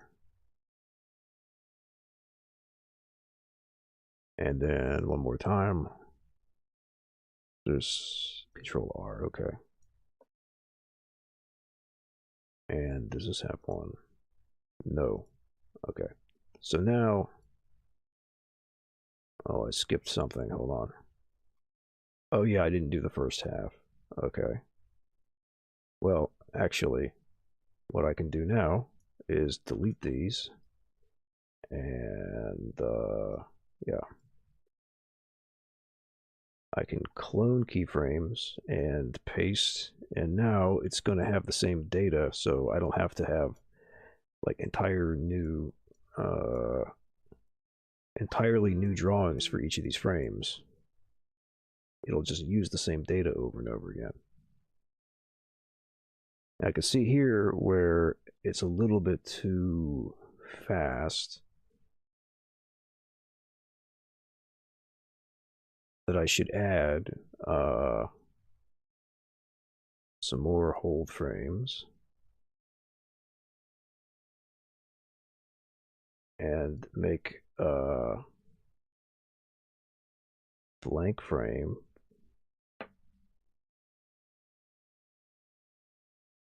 and do like a stepping motion here and landing motion over here.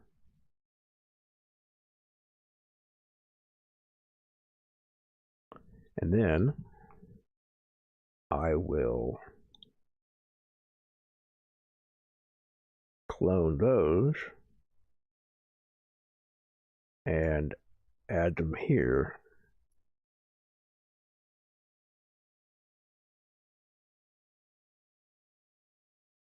So it'll be a little bit Oh, that didn't work quite as I was hoping it would. Oh, I put them in the wrong order is why.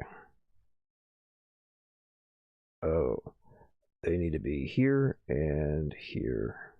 That's why. And I need to increase the length of the animation to 15. Okay. There you go. So now there's a bit more.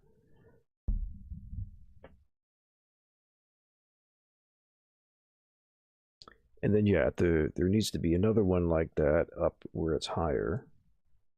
So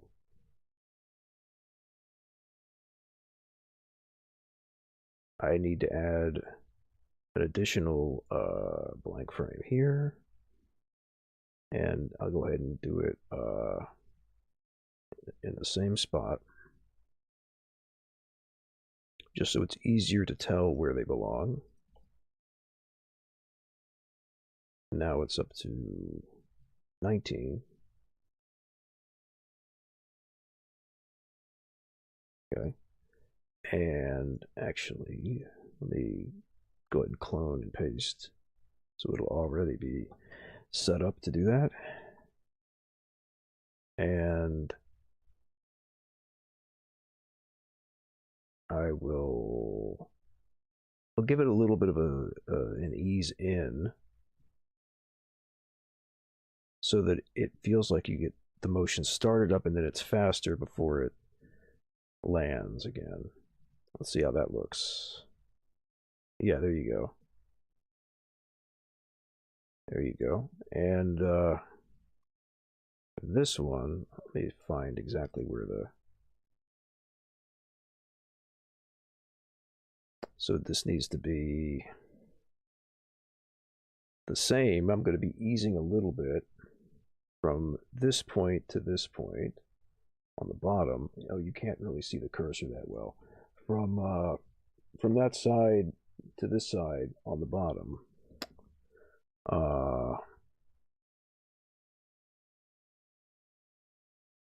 And that'll be mirrored on the other side. So there you go. That's about the tempo that I want for Alunya to be walking. A snappy sort of march look. Okay. And for Yutsuka, let's see if I can...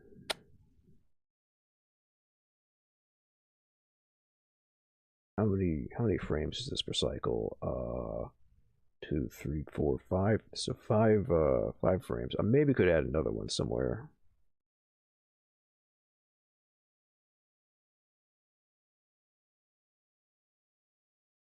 I feel like that's about the pace that I want, though. Yeah, let's see. I'll just add 5 keyframes, and then insert hold frames, and then I'll loop them, clone keyframes, paste keyframes. So that should give me the same symmetrical loops. All right. And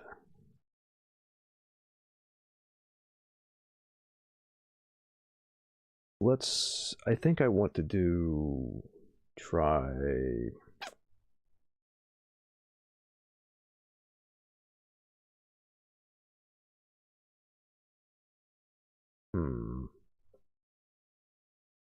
let's just go 1 foot at a time. We started with Alunya having the back foot, so let's do the same here. So I'll just do the rough sort of high heel shoe kind of shape at first. Turn on the onion skins.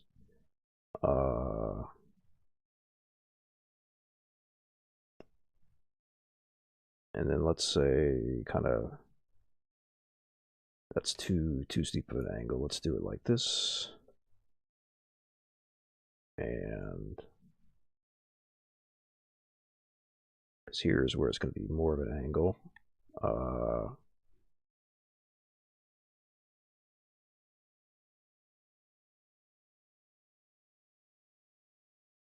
Yeah, and then now I'm going to have them point a little bit more back to the normal direction. Actually, let me a little small.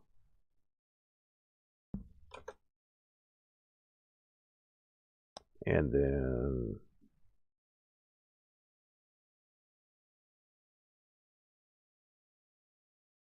stepping down.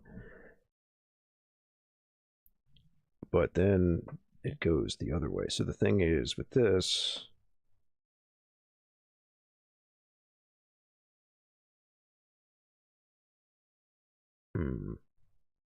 well, that completes the cycle. But where does the other one, the opposite one, go? So the opposite of this should be like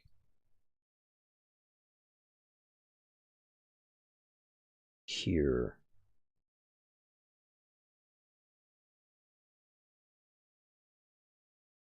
Yeah, I think that works. What Control R.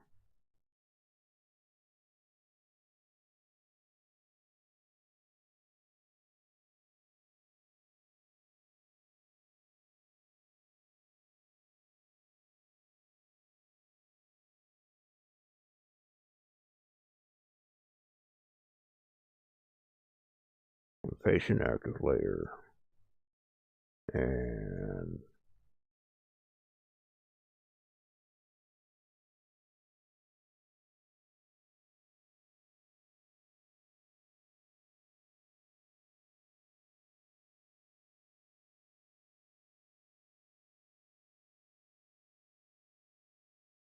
that's not what I wanted. I wanted this one.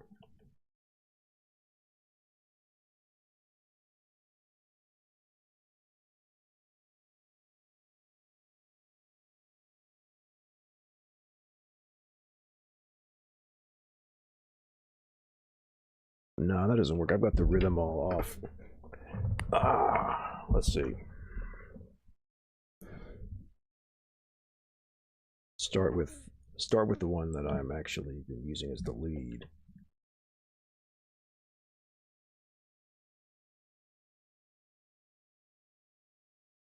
It's here that I would want, or else here. Okay. No, I don't want it there.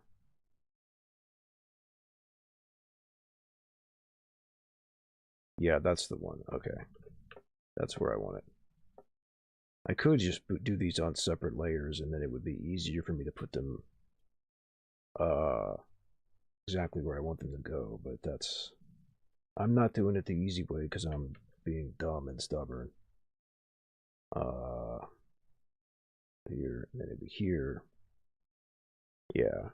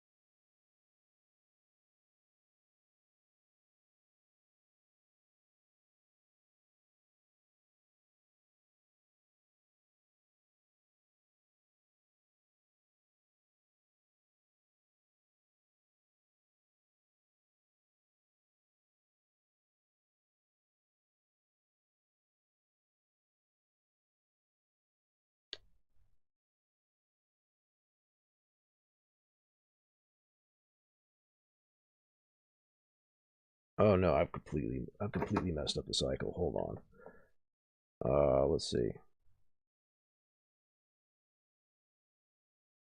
No. Okay, so what I should have done probably is do these last.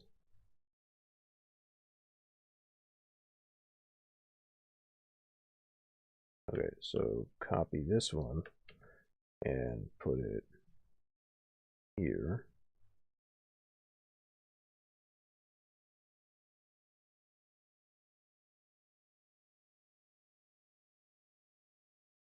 Copy this one.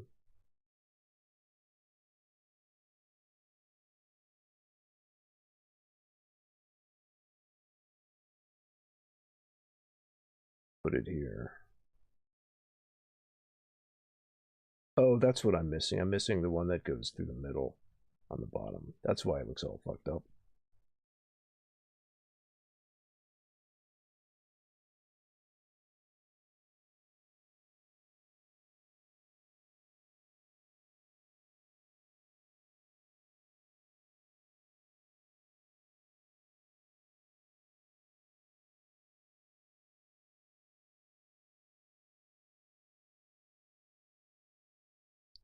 So I want for here, I want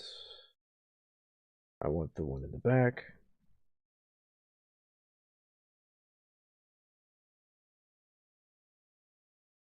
So that when it lands, I'm lifting off, okay?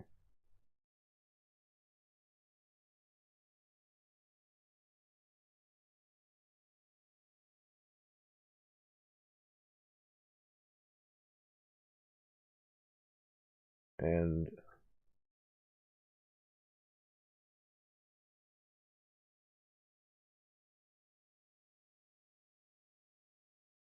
okay, that should work.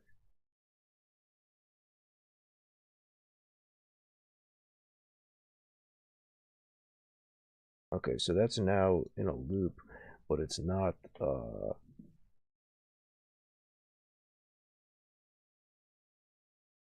smooth enough. So what I need to do is what I did before, I think. No, actually, I'm going to do a different way. I'm going to add the frames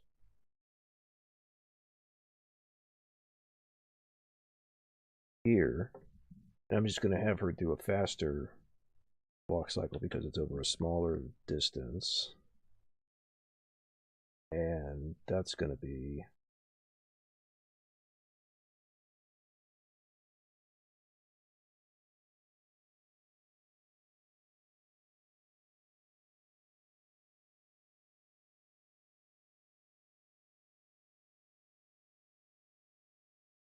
I could maybe just slightly move some things around, but that's basically the pattern that I want.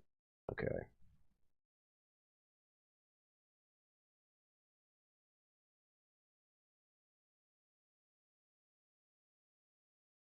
Let's see, I'm a little bit off. I want to have,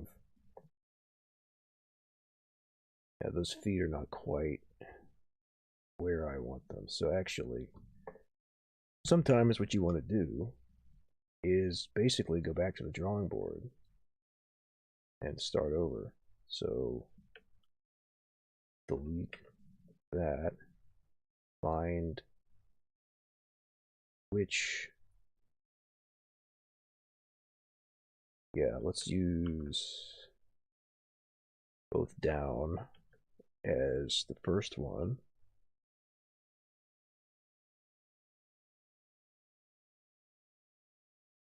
And then delete this key.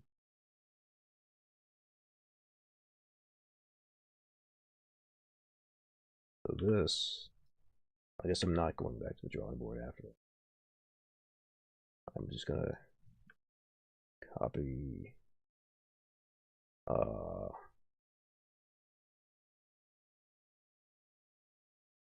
okay.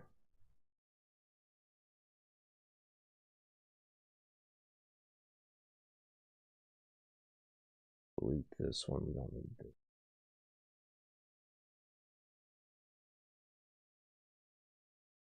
So here I will put the shoe between these two. I think that's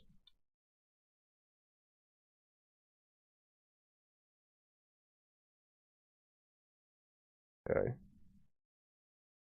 Oh, I'm editing the wrong. No, that's the right one. Okay. Uh,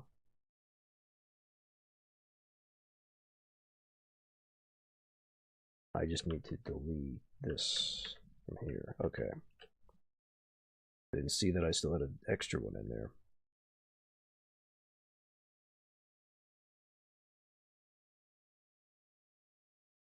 Well, we could try a leisurely step. What I wanted to try first was kind of more like I don't know, like a ballerina step of doing like the feet kind of tapping up and down because she's wearing like a skirt, and it's gonna try to keep from having like more of a wide step like Alunya's doing. Alunya's in a skirt too, but it's more of a like a pleated one that has more freedom of movement, I guess. Uh, okay, and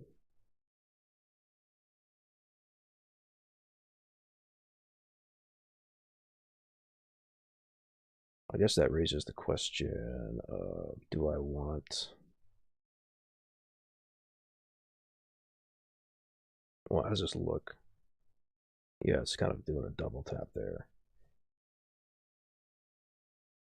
So actually,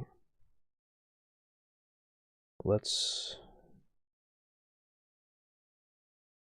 remove this keyframe.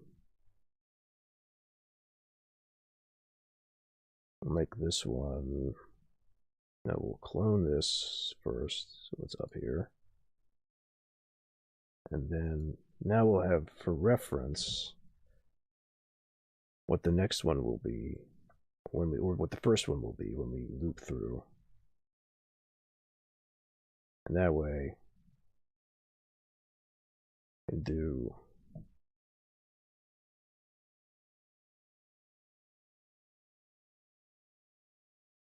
and reduce it to 7 so it'll loop properly. Yeah, that's more what I'm thinking.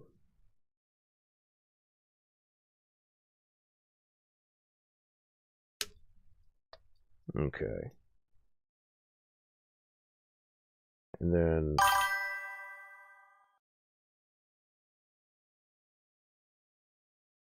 stop that.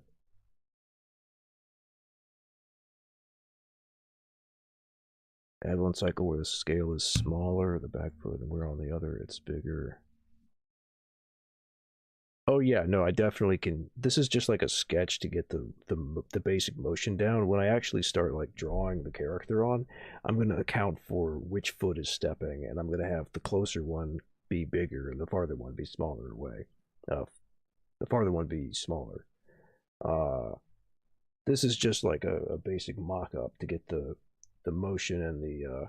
I don't even have them marching flat at the moment. They're actually kind of tilted, so I need to fix that when I do it later. This is more about the tempo than anything. So let's move it back up to 18 or 19, and let's clone keyframes, paste, and then I want to do one more.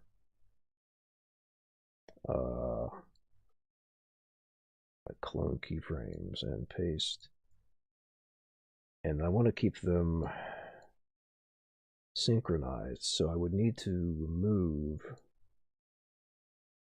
4 frames from this one or add 4 frames to the Alunya one. And I think that the Alunya one could do with more. So let's up this to 23 so it's a full 1 second loop.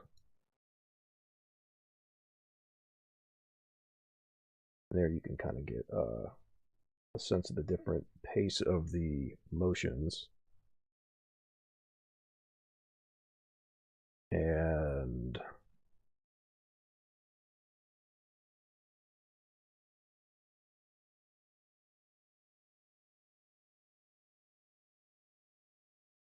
guess the first thing to do would be to find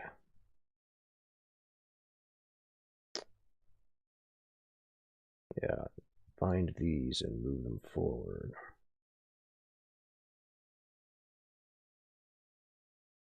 I guess I should only do it, move them forward 2.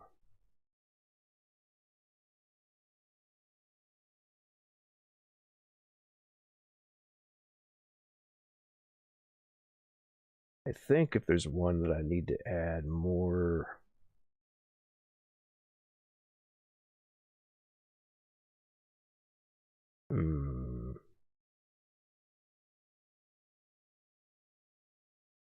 So that's a bit troublesome. If I am going to make this the one that I add the other frame for,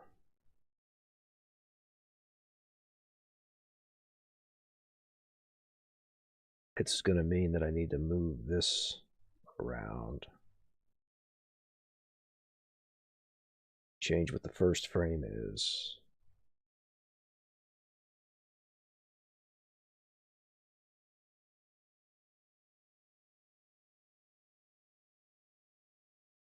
But I can do that.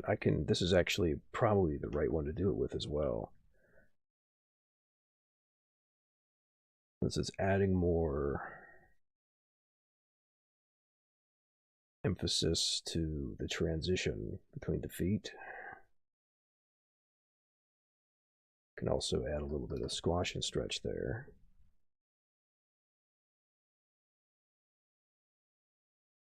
There you go. It's a little, makes it a little bit less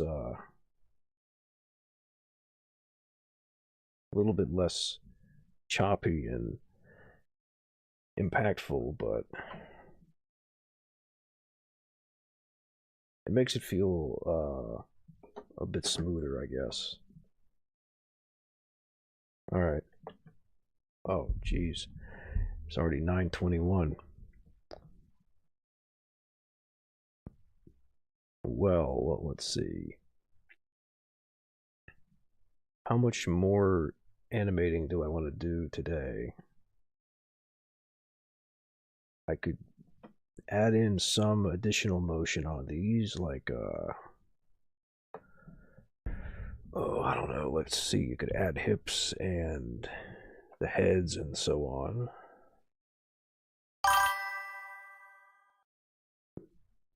Oof, 3 a.m. Yeah. I mean, this is about as long as I was hoping to go anyway, like a couple hours or so.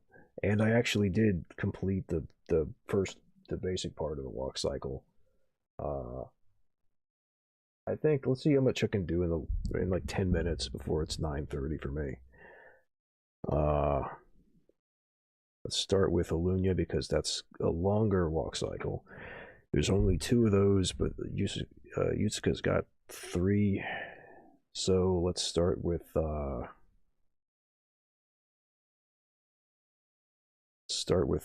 this part of the stride. Oh, I'm definitely going to continue this later. I'm thinking probably I would like to do this on Saturdays, probably earlier than this, but I would like to do this as a regular Saturday thing at least. There's other stuff I want to stream, but this is like this is the kind of thing I want to do Saturdays. Keep making stuff like this. And this is actually a pretty good idea too, because it means that we'll be able to have like an exploitable where you have something that's written on the signs. All right, so Alunya is going to be taking like big long strides. I actually want to start maybe from here because this is going to be like the most like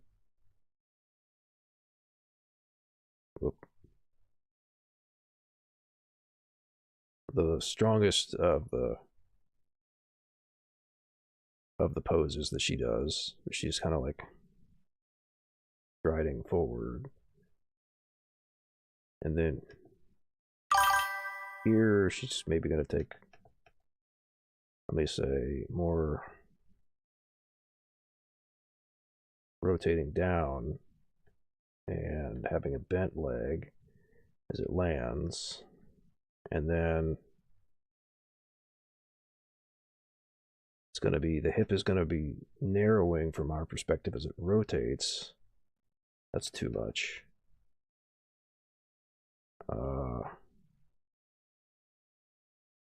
bending the legs.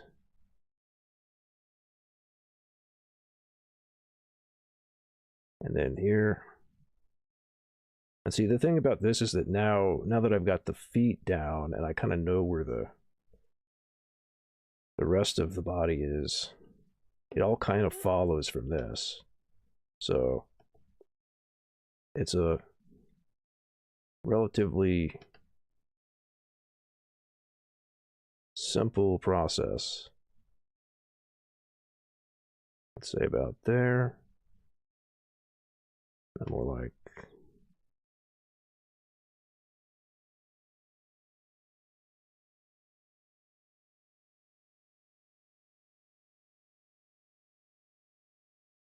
and then she's gonna have her hips opening up the other direction, although you can't tell from this version of it because it's not and then her forward leg is primed, ready to step forward, and her back leg is sweeping back and then step. Okay, so let's review that. I would probably want to add more up and down motion in the hips, but for a start, that's not too bad.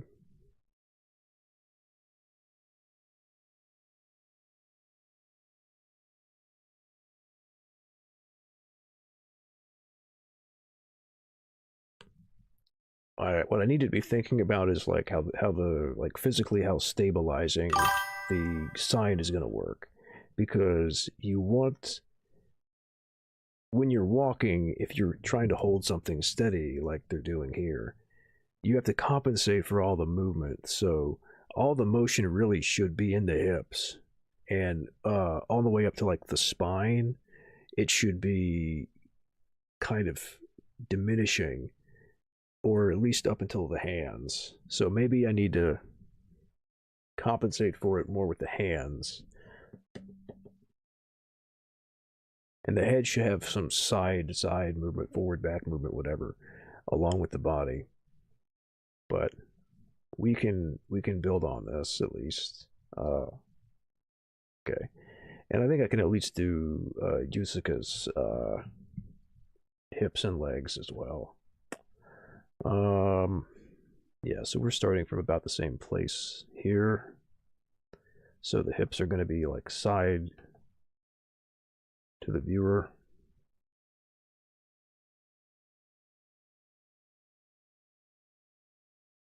And we're going to go like about there. Oh, whoops. Drew that on the, well, actually, I could just copy and paste. I accidentally drew that on the Alunya layer. I forgot to switch to the Yutsuka layer. All right. There we go. All right.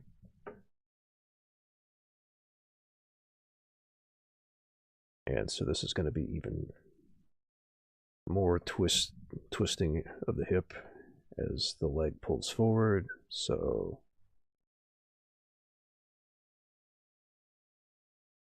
say like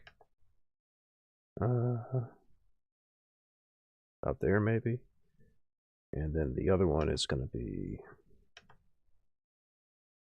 around here, and oh, go.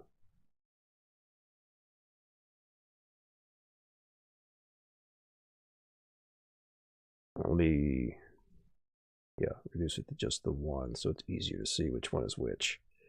Okay, and then now it's going to start to, that's not, doesn't display that at all. Now it's going to start to widen a bit as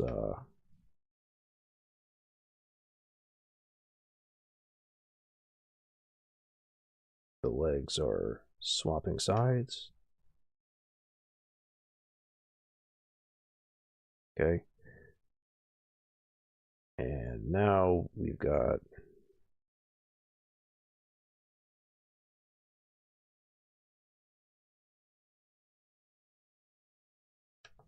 the reference point for the next one to look at so that we can see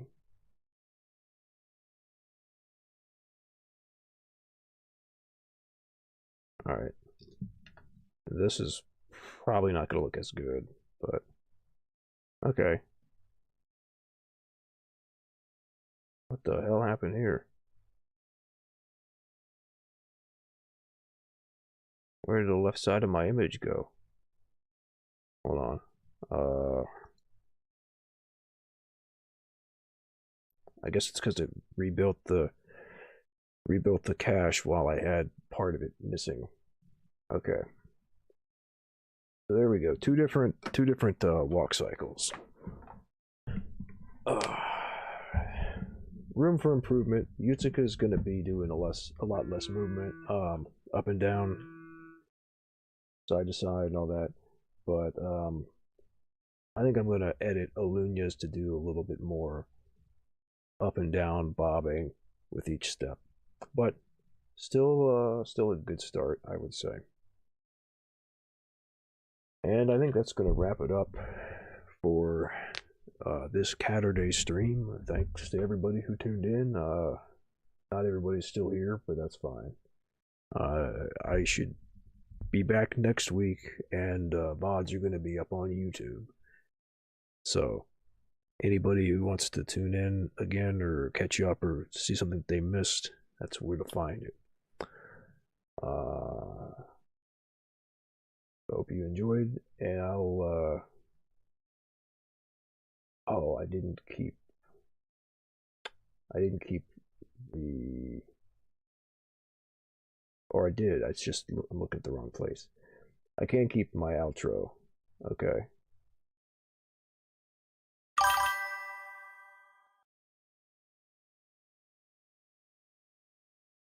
Oh, you said quest. You said you were gonna be a quest, do a quest, and I was excited for a second there. Like, what kind of quest are we gonna go on? But yeah, sure, I'm down to have guests. I'll probably on Saturdays I'm probably gonna do earlier than this. I got a really late start. I would probably be more doing morning my time, if I could, late morning maybe, and probably a longer stream as well for art stuff like this. But you know, I'm totally open to that. You can DM me on the Matrix chat or whatever if you want to talk about stuff like that. But yeah, that's it. Until then, I'll see y'all next time. Have a good week. That's all, folks.